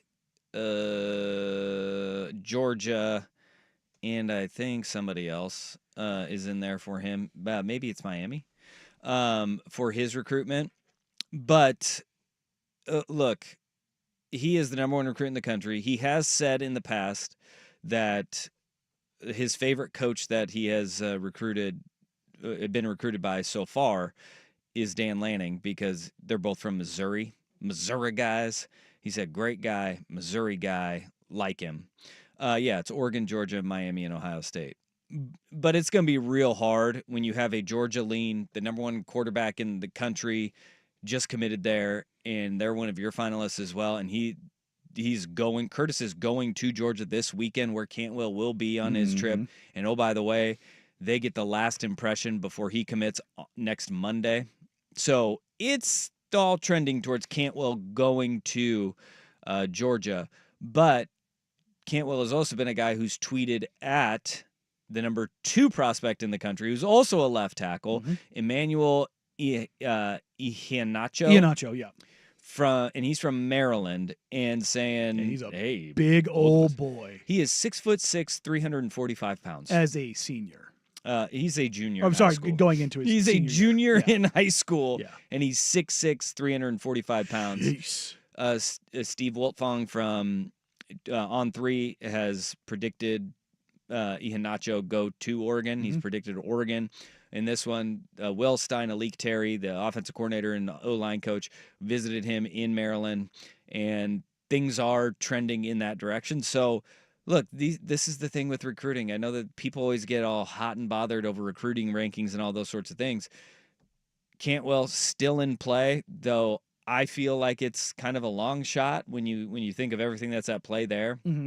But when you get the number 2 prospect in the country, who's also a left tackle, that would be quite the boost for Oregon in their recruitment, in the recruiting class coming into this season. Couple things here. One, Kirby Smart still got it. Dude. Still got it. Unbelievable. 11-3 last year, and that's the down season. Yeah. Georgia's not going anywhere. When your quarterback's arm falls off in the college football playoff. Yeah, and then his brains were falling out before that too. But he was good enough. Yeah. He was good enough, that's for sure. Look, Georgia's not going to – they're not going to run what they were 3-4 years ago, where they're 2 and 3 deep at some positions, where you literally had backups that were NFL caliber players a year later. Like, it's kind of terrifying to think about. I don't think that's going to continue to happen for not just Georgia, but any team in the country. That's just the proliferation of talent the diaspora, as it will. It is going everywhere now as the money is out there and guys are getting opportunities. Recruiting's crazy, man. It is. And look, there are. It feels like there are more upsets, quote unquote, in recruiting outside of the top 40, 50 players in the country. When you take a look at the ESPN 300 or the 500 or any of the bigger pools, you're seeing guys going to Tulane. You're seeing guys going to Mississippi State. You're seeing guys going to smaller West Virginia and top level recruits, because they look around and it's not just the money, like we always talk about, it's relationships. But the staggering majority of these guys are never, ever, ever going to play in the NFL. Yeah. Yeah. If you can get a couple $100,000 or $1 million, you'll go get it to go play a sport and be a starter, man. It forces this stuff to kind of go out and around, and it's making so many programs adjust. And I think you're seeing Georgia finally. They're like a I don't want to say Titanic sank, but they're like one of the brand new cruise ships. They ain't steering that quick. It's a big machine. They got to kind of turn and orient. Big turn. You got to start at about 2 miles out of port so you can kind of angle it in there. Yeah, but you know what is never going to change? Fans just overreacting to high school recruits and the way it goes, and the number of 3-stars that end up being absolute dudes because development rates are different. Well, yes, and those guys are great to see, but the fans that overreact to recruiting, stars do matter, man. Oh, yeah. If you look at the profiles of national champions, if you look at the profiles of draft picks, and part 2 is going in depth with this stuff. 5- and 4-star recruits littered across the board because there's fewer of them. Their hit rate is significantly higher. higher. It matters, man. And then when it comes to depth on your roster, like the most unfair era of college football is when Nick Saban had 5 stars as third stringers across the board. Yeah. You know, and they were just hoarding all of them because they couldn't transfer anywhere. They couldn't get NIL anywhere else. And so it was, all right, we're going to go to the best coach and the best program at the time. You know, USC had that with Pete Carroll for a time. Miami had it. It has made the landscape a lot more palatable. Like Iheanacho, who is a top recruit in the country, Maryland is on his short list, and 24/7 had a prediction that he would go to Maryland. Now, that is cooling, and it seems like it's more Oregon or Penn State with Maryland in there.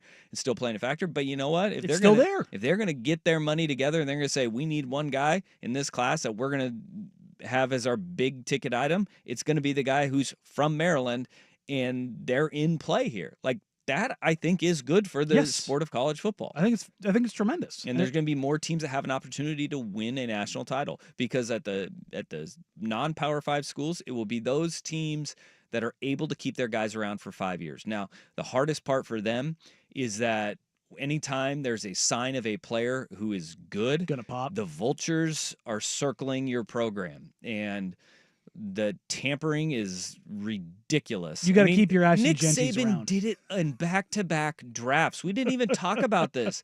Nick Saban talked about a guy, we tried to get him out, 2 times. And it's like, Nick, he never entered the portal. Yeah. The first time was with Gunyah Mitchell, and then it was back-to-back years. It was a linebacker, was it? Yeah. I can't remember who it was, but he's like, we tried to get him in. We tried to get him out of the portal. It's like, he was never in. Yeah. What are you talking about? Which means you were talking to him or his people before he ever indicated, which is like talking about the things with Urban Meyer, things you're not allowed to do in NCAA. It's like, that's where it's like, come on. I've talked to friends of mine that are coaches at the FBS level, and they're like, you would be stunned at what it's like with your roster and how people are just coming in, and he goes, it's brazen. But what they always say is just like, it is what it is right now. Yeah. And either you are going to go and take the next step to keep your guys on roster, or you are going to say, all right, he's gone. Where are we going to find our next guy? Like, that's kind of thing. I know coaches that spent literally Christmas trying to hold on to their players. Like, it's supposed to be like the one day you get with your family as coaches, but you're having these conversations being like, hey, we need you to stay. And it's a trickle down effect, and it goes like all the way to like the D3 and NAIA levels, all the way up to the FBS, because if a Power 2 conference team goes and takes a kid from a non-Power 5 team, the non-Power 5 is going to the FCS. The FCS goes down to D2. D2 goes down to D3 NAIA. Sometimes there are guys that the non-Power 5 schools are going to the D2 and D3 NAIA, and just like, that guy's a 2-time All-American. We would like him. And they go and they try to pull that guy out, and it's like, holy crap, the trickle-down effect it's hard for everybody right now. And so until they get some guardrails up, the good coaches in the stable programs, they're saying, this is the nature of the business right now, and you either will adapt or you're going to die, because your roster is going to get pillaged and you're going to be left with nothing. But that's kind of the nature of the beast right now, and it's ugly. It is ugly. I do not, in any way, shape, or form, I would not want to be a Division I college football coach. Dealing with all that. Right now, no. The guys that are doing it and doing it at a high level, they are a special breed, man. They really are, because that's why they stand out. It takes a lot of work, man. You're never off. All right, coming up next, we have a trade in the NFL. We'll get to that next here on Danny and Dusty, 1080 The Fan. I'm Michael.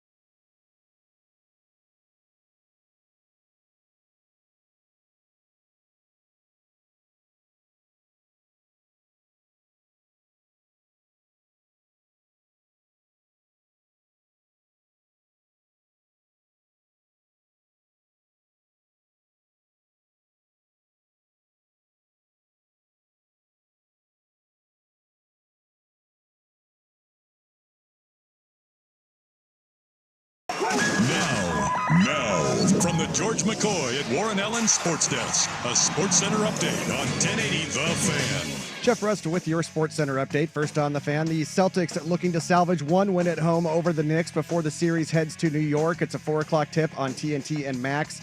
The Celtics are 10.5-point favorites. Then in the second half of the TNT doubleheader, the Thunder, they find themselves in the same position, down 1-0, hosting the Nuggets, but the Thunder are still 10-point favorites. ESPN Shams Charania reporting Warriors guard Steph Curry expected to miss at least a week with a grade 1 left hamstring strain suffered in last night's Game 1 win over the Timberwolves. Game 5 is scheduled for 1 week from today. The Cowboys have acquired wide receiver George Pickens from the Steelers in exchange for a third-round pick next year and a fifth-round pick in 2027. Pittsburgh will also send a 2027 sixth-rounder to Dallas. Over on the Diamond, to Dallas. Over on the Diamond, the Mariners begin the day with the second-best record in the American League. They got a rubber match with the A's this afternoon in Sacramento, and the Mariners are on the board thanks to a Ben Williamson RBI double in the top of the fifth. However, they are heading to the top of the sixth. They still trail the A's 5-1. More sports scores and stories in 30 minutes. I'm Grape Nuts from the George McCoy at Warren Allen Sports Desk. Hurt and missing work? Insurance companies acting like jerks? Don't call your mom. Call George McCoy at warrenallen.com. Jump back to earlier parts of your favorite fan shows on the Odyssey app. The only way to rewind Portland's sports leader, 1080 The Fan. Portland, if you've ever wondered where to get your Blazers, Ducks, and Beavs, it's right here on the airwaves of 1080. 1080 The Fan with Danny and Dusty. It's Danny and Dusty and Rust from noon till 3.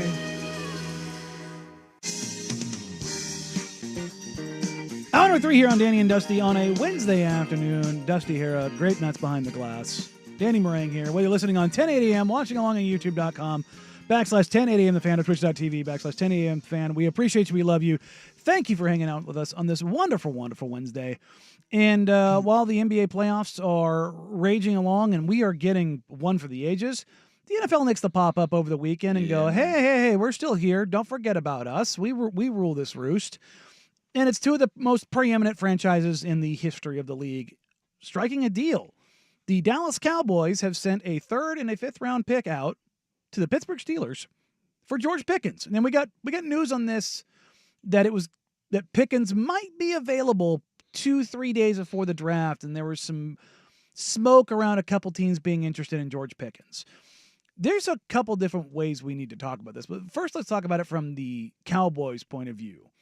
Is wide receiver really the biggest need for that team right now? Yeah, it is, because they need another receiver to take a little bit of the heat off of CeeDee Lamb, and there was a lot of consternation amongst Cowboys fans when they didn't go receiver, and when Tetairoa McMillan went off the board early. I think that kind of forced the hand. Probably why you didn't see this trade before the draft or on draft day. And also, you look at the depth of this draft, probably not the one where Dallas wanted to give up a draft pick in this draft, because it was deep with like starting level talent in the third round. So you give up a third and a third round pick for next year, a fifth round pick in 2027. You still were able to get a little bit of help that you needed. But this goes back to Jerry Jones saying that they had substantive trades on that they were working with here. Well, all right, we'll see. And everybody kind of rolled their eyes at Jera on that one. Well, here is that trade. And now you get some help that you can put around CeeDee Lamb and Dak Prescott, because if you were to look at it before, who is their number 2 receiver? No. No. Jalen Tolbert. That's made up. Jonathan Mingo, Cavante Turpin, Paris Campbell. That's tough. Yeah, they had a tight end in Jake Ferguson. Ooh, okay. Solid. But now you have an equal opportunity offense with Brian Schottenheimer, which Mike McCarthy's was as well. And now you have another weapon in George Pickens. It's a diva who might go crazy, but if you're Dallas, it's also smart in that NFL trades, you don't have to give up a whole heck of a lot. You're you have him for a year, but you get to see if Dak, with this offensive line and this iteration of an offensive line that is changing, if you can give him more than one weapon, how effective can he be? Because if he is effective with CeeDee Lamb and George Pickens, that changes things for you. And that makes you feel a lot better. And you then can go and pay George Pickens moving forward. But if not, hey, we tried, we gave up a third rounder, we got a starter out of the deal for 2025. We're going to punt on that third round pick in 2026. And, oh, by the way, you can say what you want about Dak Prescott. He is miles ahead of any quarterback that George Pickens has had in his career. Look, I've never said Dak is a bad quarterback. It's that he's just paid way too much for what he is. He's an above average quarterback. He's not great, but he's very good. Yeah, he is very good. In the annals of NFL history, he's a very good quarterback. And if anybody is going to pipe in on the fan text line 503-864-6326, if you want to pipe in with Russell Wilson's a Hall of Famer, Dak Prescott isn't. The version of Russell Wilson that George Pickens played with is not. No. He's cooked. And I won't disagree that Russell Wilson will be a Hall of Famer at some point, but he wasn't when he played in Pittsburgh last year. What does this mean for the Steelers, though? Because they trade for DK Metcalf, and they get some capital back in dealing off Pickens, but all signs seem to, Art Rooney's out here saying that he believes that Aaron Rodgers is going to come to the Steelers. If that's the case, why the hell are you getting rid of George Pickens? Well, it goes back to the diva aspect of it, and you're going to have two of them with DK and Pickens. They went out and they signed Robert Woods, which everybody thought was going to be the number 3 receiver. This may not be the end of Pittsburgh wheeling and dealing, because if you can go and you can send, one of those picks or some of your own to, I don't know, like if you go Houston, right? Maybe Houston is a place where John Michie is there. You go and you make a trade for him because they got Nico Collins, Christian Kirk, Tank Dell. Like, they've got 3. Well, Gabe Davis is a free agent. Oh, Gabe Davis is out on the street. I don't know if that's who you're going to want to get. What's Alan Lazard up to these days? Also, exactly. That's exactly where I was going to go. Not maybe Alan Lazard, because but you're also, if Aaron Rodgers is your quarterback, he wants one of his guys. We know this about Aaron Rodgers. He's going to want to go and get one of his guys. Now, how old's Jordy Nelson now? I don't know if it's Jordy. I don't know if Pittsburgh is the front office to bend the knee to Aaron Rodgers and bring in one of his buddies to come and play, because you don't want Alan Lazard. You don't want Randall Cobb. He finally retired. No. You don't want any of those guys, but you need to get another receiver that he can work with. And right now, you don't have a number 3. And Devontae's already signed. You have DK, you have Woods, and you've got Pat Freiermuth. Those are good targets to have with Jaylen Warren coming out of the backfield. You can sit there and you go, all right, you can talk yourself into it. Yeah, we can. You got receiving back out of the backfield because they got Cordell Patterson, who's old, but is a guy who used to play wide receiver, so you can throw it to him out of the backfield.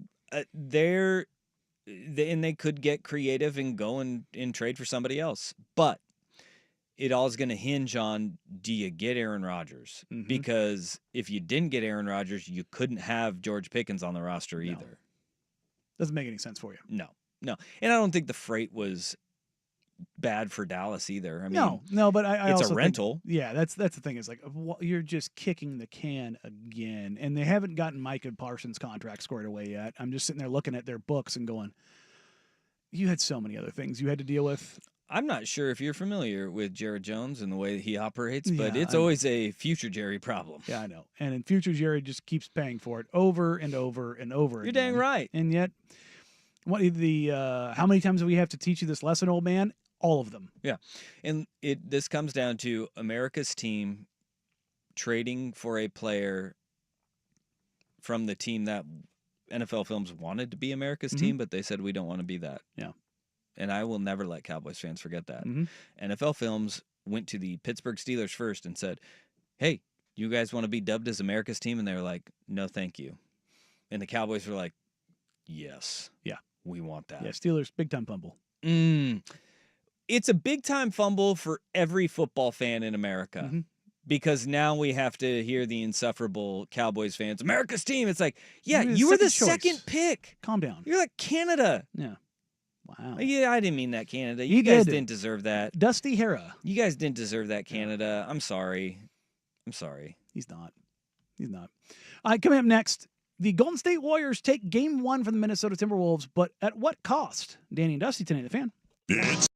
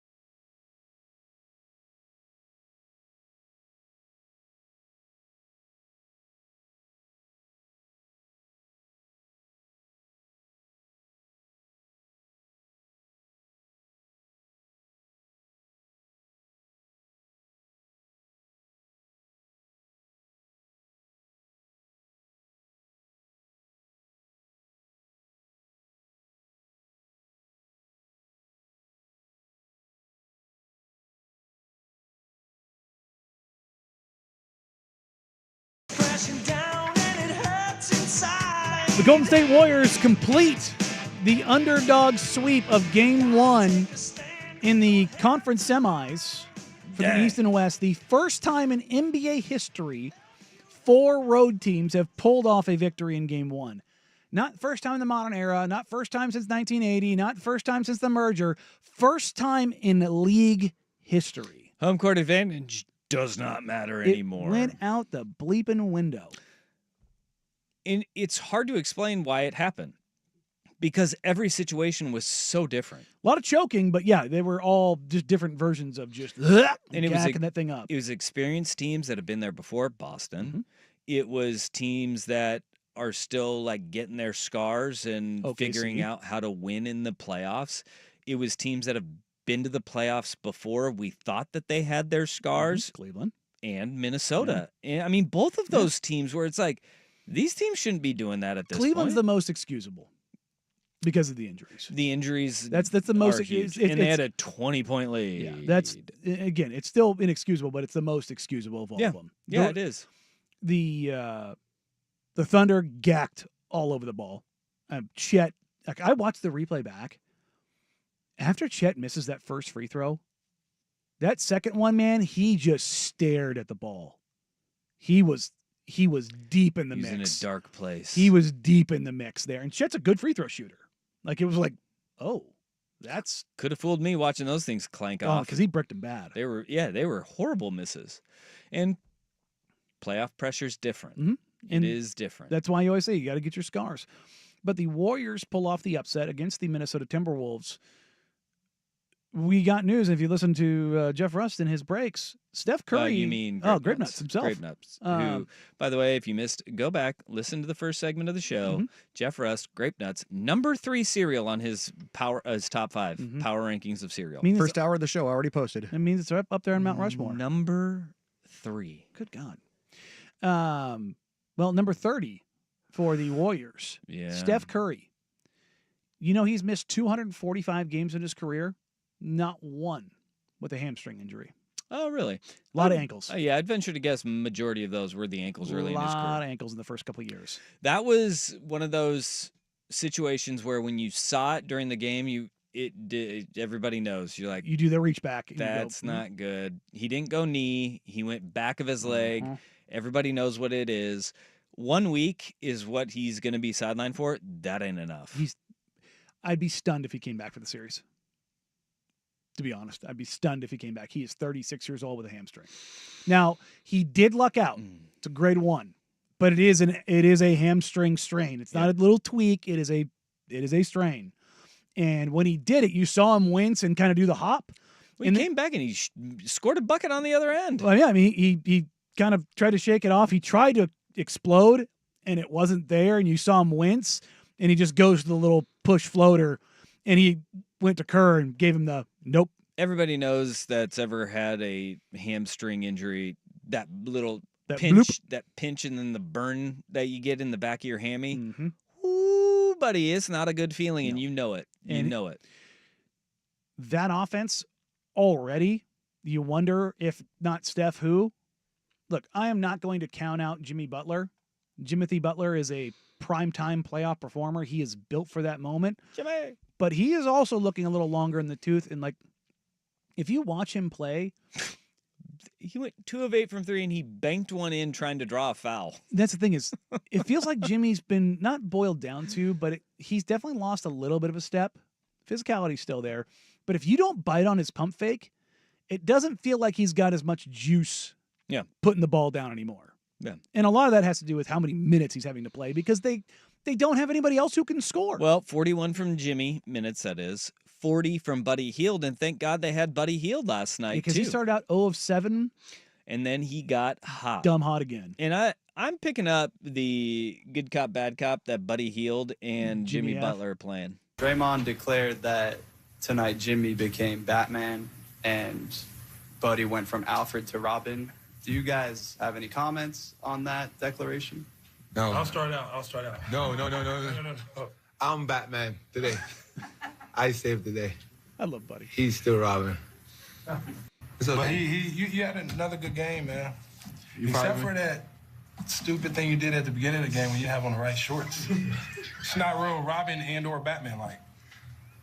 Buddy, what happened with the wardrobe malfunction? Jimmy switched it out. It was Jimmy's fault. Okay. Jimmy switched it out, and that's what happened. So I was looking for my shorts, and I thought it was the right one. He said, yo, put these on. It was the right. And that was good. That's what you're going with? Yeah, I'm going with Jimmy. It was Jimmy's fault.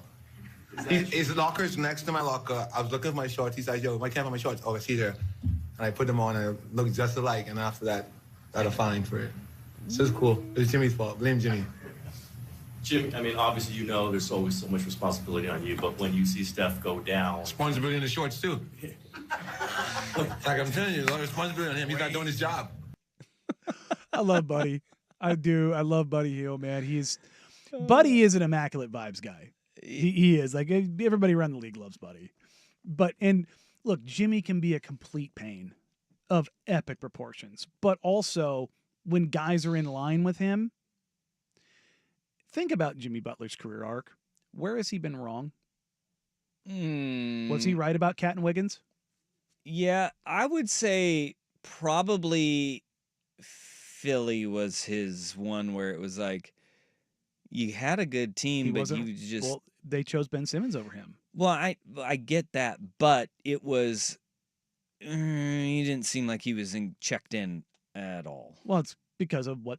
It was the same thing in Minnesota. They were worried about Cat and Wiggins, and he was like, these guys aren't it. They don't have it, and they aren't on the same wavelength as me. I want to win. Every stop he has been at where he's been a quote-unquote problem, he's been right. Mm-hmm. He's an a-hole, but he's been right. Ben Simmons didn't have it. Cat didn't have it. Wiggins didn't have it. Like in Miami, them not going and being willing to expend assets to go get help. Yeah. They didn't have it. But we all know the time that he was in Philly, it was Ben Simmons coming off of injury, and they were like, he's the number one overall pick, and when he has played, he's been pretty damn good. And it was like almost he never gave it a chance. It's the mentality stuff. Yeah, that's what. And if you give an F, that's when he's going to be there for you. Jimmy is like the smoke detector for dogging them per 36, and that thing just chirps all the time around weak dudes. Yeah, and he just doesn't abide it. Is that going to be enough for the Warriors? Because they've probably lost Steph this series, and I don't think Minnesota can play as bad as they played in game one in any other game. No, but the fact of the matter is that this is back-to-back games where Minnesota has played dreadfully offensively, and especially from beyond the arc. And I think they got some real questions that they're asking because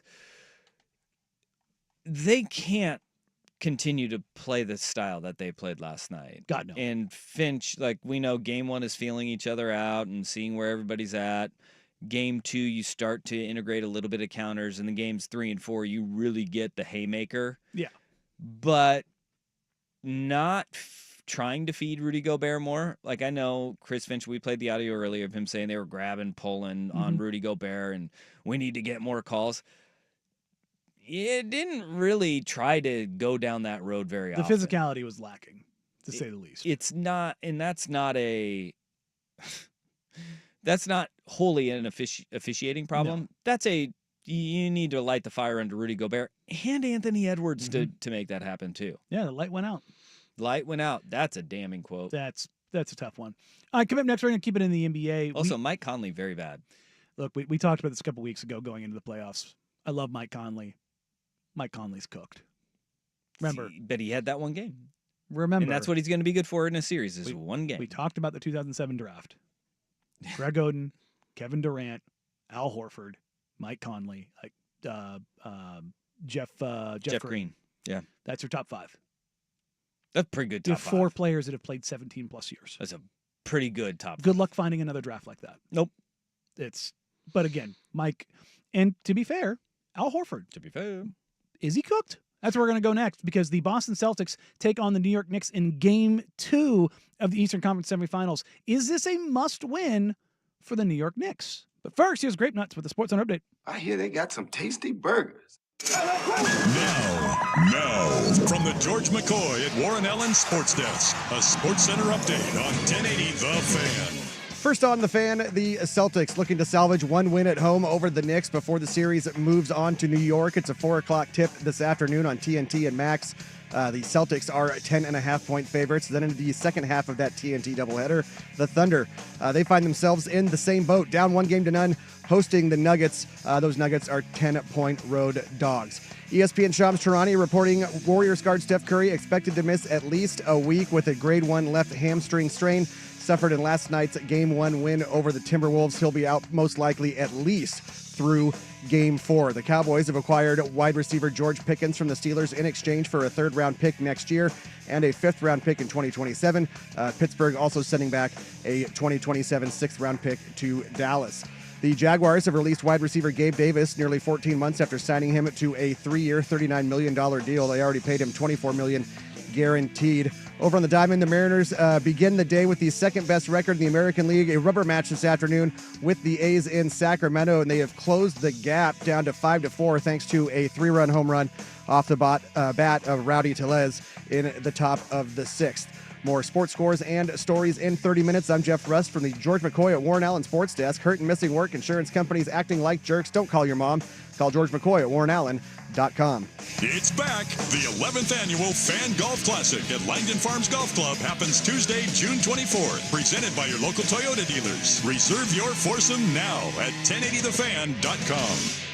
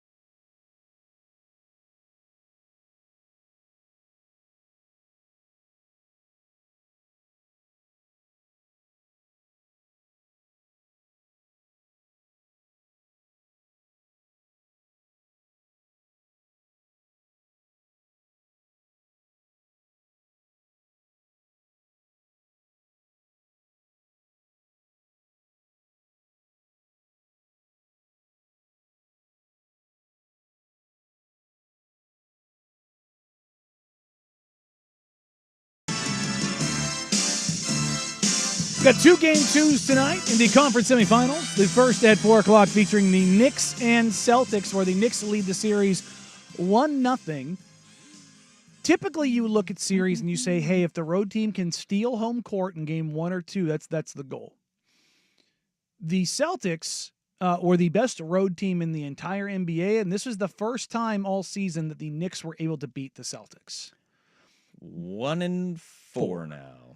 Do the New York Knicks have to win tonight in order to win this series? I mean, yeah, I think Boston can win 4 of the next 5 games, and it's a gentleman's sweep that starts with a loss at home. Because they've gone into MSG twice and won. Yeah, and so I don't know, or I guess 4 in a row. If they win 4 of the next 5, they're closing it out on the road in New York. I could see that happening too. Like I could see that all playing out. Or I guess 4 of the next 5 would be at home in Boston again, because they win tonight, the 2 in New York, and then go back to Boston and close out. Yeah, I could totally see that happening. So I don't know. We will see what the Celtics will not miss 45 3-pointers again. I can promise you that, because it's like everybody's, and we even talked about this. If they make 4 more threes, just 2 in regulation, then it's a completely different game, and they probably win it running away. Because if you make 4 more threes earlier in the game, you're not shooting threes late. Yeah. You're putting your head down, you're getting to the rack, and they were 2 of 12 for 3 in the fourth quarter and overtime against the Knicks in game 1. Absolutely bonkers, and I don't see it happening again. Here's the thing. The Knicks don't really play much switching defense. They play a lot of drop, particularly with Mitch Robinson on the floor. They switched. They went to a switching defense. And it's not going to catch the Celtics off guard this time. But there were multiple times in that game where Tatum and Brown got switches on either Jalen Brunson or Karl Anthony Towns and didn't do anything with it. As much as the Celtics have made this identity of they're going to be this drive and kick machine, sometimes you just have to take what the basketball gods are offering, which is 2 bad defenders, and go to work. As much as everybody talks about, playing the beautiful game, what are we seeing from teams that are winning games? They're attacking mismatches relentlessly and getting downhill. Yeah. That's what they're doing. The only guy who seemed like he was doing that to any extent was Jaylen Brown, but he also went 1 of 10 from 3. So when he was getting the kick out, he was not making anything of it. City. But he ended up getting to the free throw line. And this goes back to what we were saying about Anthony Edwards, which is, dude, if you guys are not hitting a 3, put your head down and get to the damn rim, right? And at least Brown got to the free throw line 10 times in the game. But he was missing, and some of them, not all of them, and I will support Knicks media in this one, not all of them were just wide open looks. No, they weren't. They were rushed. They were good enough looks to where you need to make them and knock them down in the NBA, especially if you're a star player like Jaylen Brown is. Here's the other interesting thing for the Boston Celtics. Have you seen the Kristaps Porzingis news? It's weird because he left the game because that virus that he had in January and February is still there. Like, he can't breathe. And they're not. I've asked around because during the immediacy of COVID, because of the fear of COVID, teams did not put it out there when players caught COVID. I know of multiple players across the NBA that were injured, but they had COVID, but they just weren't with the team.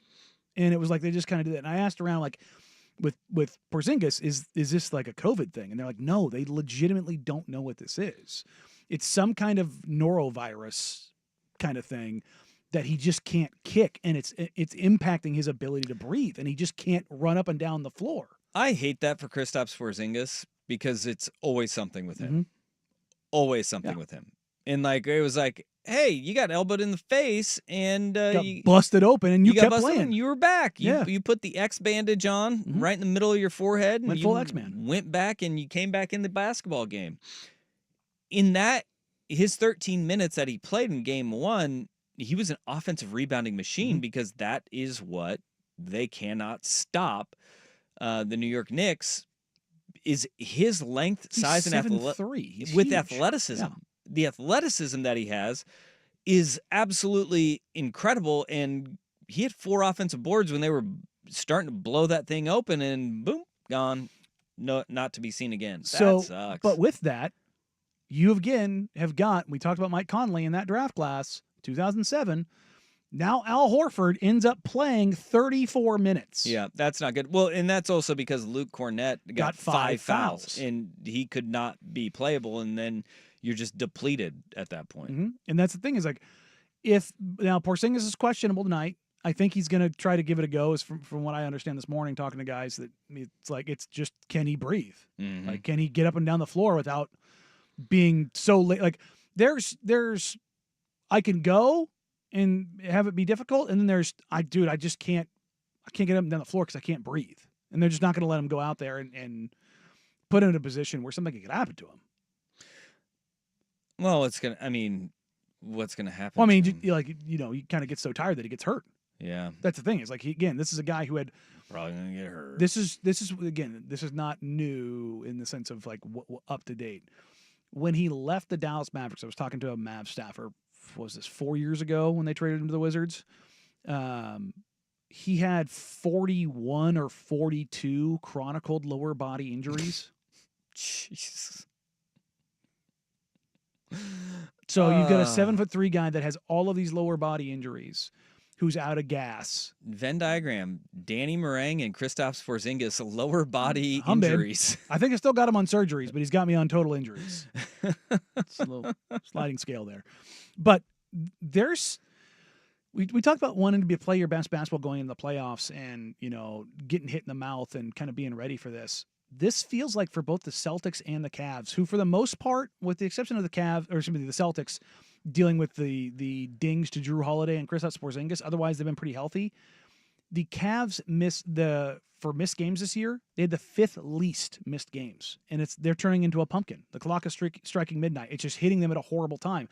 And I'm looking at the Celtics right now, and I'm going, is the clock hitting midnight for the Celtics? Because if all of a sudden all of that size and being able to play 5 out, if they have to change stylistically who they are because they can't have 5 shooters on the floor for 38 of 48 minutes, that changes a pretty significant dynamic of that team. Injury luck determines every champion. Every single one of them. In any sport. Mm-hmm. I mean, their injury luck is 100% part of the game, Mm-hmm. and you're right. I mean, we could see it, and that's how favorites go down. I mean, look, the Dodgers got over the hump. They won their another World Series, but what was the detriment to them not climbing the mountain in years past? They've always had an incredible, I mean, since they won the COVID one, they've had an incredible team. Mm-hmm. Incredible teams. But injury luck. Mm-hmm. It catches you, and it just ravages teams, and you never know when it's going to come. Whether it was their pitching staff or Freddie Freeman, they just had stuff that just happened to them. And you see it in the NBA, you see it in the NFL, Kevin every Durant, single Klay year Thompson. in the NFL. Yeah. I mean, it happened. Joel Embiid, for God's sakes. I mean, it is the determining factor is how healthy are you? And if Boston and Cleveland are both wearing down at the inopportune time, and the Pacers and Knicks are healthy, maybe look. We saw we saw those guys match up last year. That is a switchblade fight in the Eastern Conference Finals, which I'd kind of be here for. Look, like, Pacers Knicks, sign me up for it. That'd be two franchises who historically hate each other. Oh yes, dude, love it. You can already see the Eastern Conference Finals open being Reggie Miller and Spike Lee. It would be amazing. And lean all the way into it. Yes. Every last bit of it. Because actually TNT is the home of the Eastern Conference semis too. So I'm talking Eastern Conference Finals. I'm sorry, not Eastern Conference semis. The Eastern Conference Finals. They have the exclusive rights for it this last year. So hell yeah. It'd be perfect. Yeah. Reggie's on the call, being a part of it. Let's hell yeah. do it. Have him and Spike put something on the line. Make him get a tattoo. That'd be great. All about it. I'm here for it. Tonight is going to tell us a lot, though, with the Knicks, Celtics, and the Nuggets, Thunder. Yep. Because you have two teams at home have got to right some wrongs that went horrifically wrong in the final seconds. And Nikola Jokic is finally seizing a hold of his position as the guy for the Nuggets. Can they pull it off here and get a 2-0 lead on the world-class Oklahoma City Thunder? That's what we'll wrap up today's show with here on Danny and Dusty, 10 the Fan.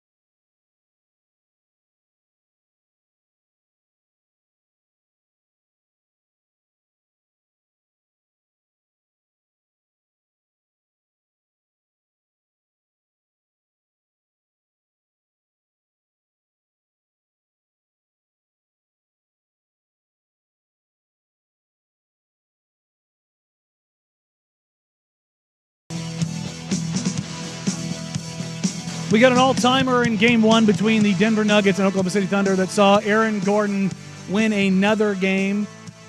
He's got 2 game winners this year, one on the 3 on the kickout from Russell Westbrook and one on the putback dunk with less than 0.1 seconds remaining in the game. That's good to have. Aaron Gordon having a pretty good postseason. Yeah, that's all right. When you look at this series and Denver doing what they did, Jokic doing what he did, and so many other Nuggets seeing so much meat left on the bone for where they fell short, we are looking at this Oklahoma City Thunder team, and SGA was incredible. Chet just coughed up a fur ball on those missed free throws. Jalen Williams did not show up. You had the Alex Caruso game. Are you worried if you're the Thunder right now? Yeah, I am. Yeah. You don't have an answer for Jokic. Mm-hmm. Aaron Gordon, here's the thing. Aaron Gordon going 3 of 6 from 3, not going to be my biggest worry, but the fact that he was also having his way on the boards, that's alarming. When Jokic is going off for 42-22, it's the 22 and the 14 rebounds. The 14 rebounds from Aaron Gordon. You can't let 2 guys dominate you like that, right? In 8 games in this year's playoffs, this is what Aaron Gordon has done. He is averaging 19 points, 7 rebounds, 2 assists, and a combined for 1 stock, between steals and blocks. He's shooting 51% from the floor, 33% from 3, and 89% from the free throw line. That's pretty good. But here's where, after game 1, what's going to be the adjustment? Because when you see both Christian Brown and Aaron Gordon getting the rebounds that they did, because Brown had 13 of his own, you're paying a ton of attention to Nikola Jokic, and you're losing everybody else around him. Yeah. And he still went for 42. Yes. Those 2 guys combining for 27 rebounds, Gordon and Brown, and Jokic still going for 42 and 22 means whatever Diagonal came out of the gate with and saying, this is how we're going to play in the straight up and just game 1, we're going to feel each other out. It was the wrong pitch. Scrap it. And you need to throw that thing away. But what are you going to do is the big one. Because they're so versatile, and there was so much of this talk about playing Jalen Williams, who's 6'5", maybe 6'6". They played him as like a small ball center and went with this lineup. It's like, you just can't not. If Jokic is on the floor, you can't do that. It's not an option. You can talk about, we will spread him out. I'm like, go ahead. That man is going to get 60 on you. Go do it. I dare you to do it. That's not an option. They have so much optionality between their guards and their wings, though, that it can limit the other guy for Denver, and that's Jamal Murray, who was 6 of 16 in the first game.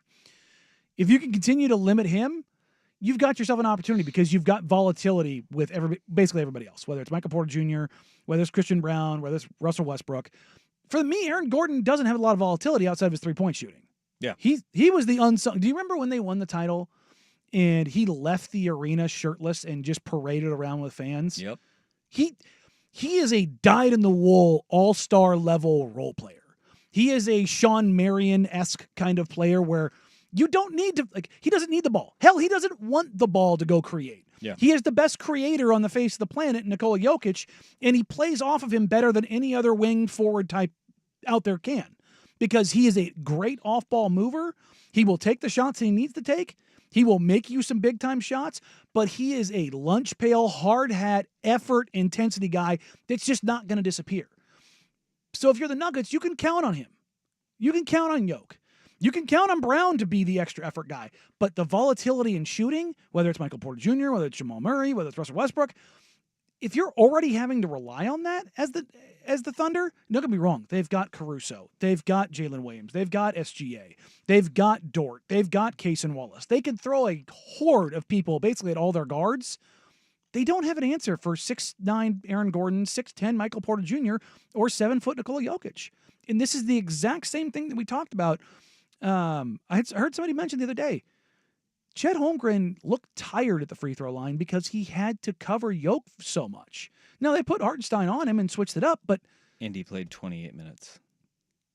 When you got to fight with a 7-foot, 270-pound dude in the playoffs, have you seen Jokic's arms?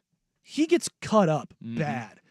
I'll tell you right now, it's not at Shaq level. He gets hit a lot and he doesn't get the fouls.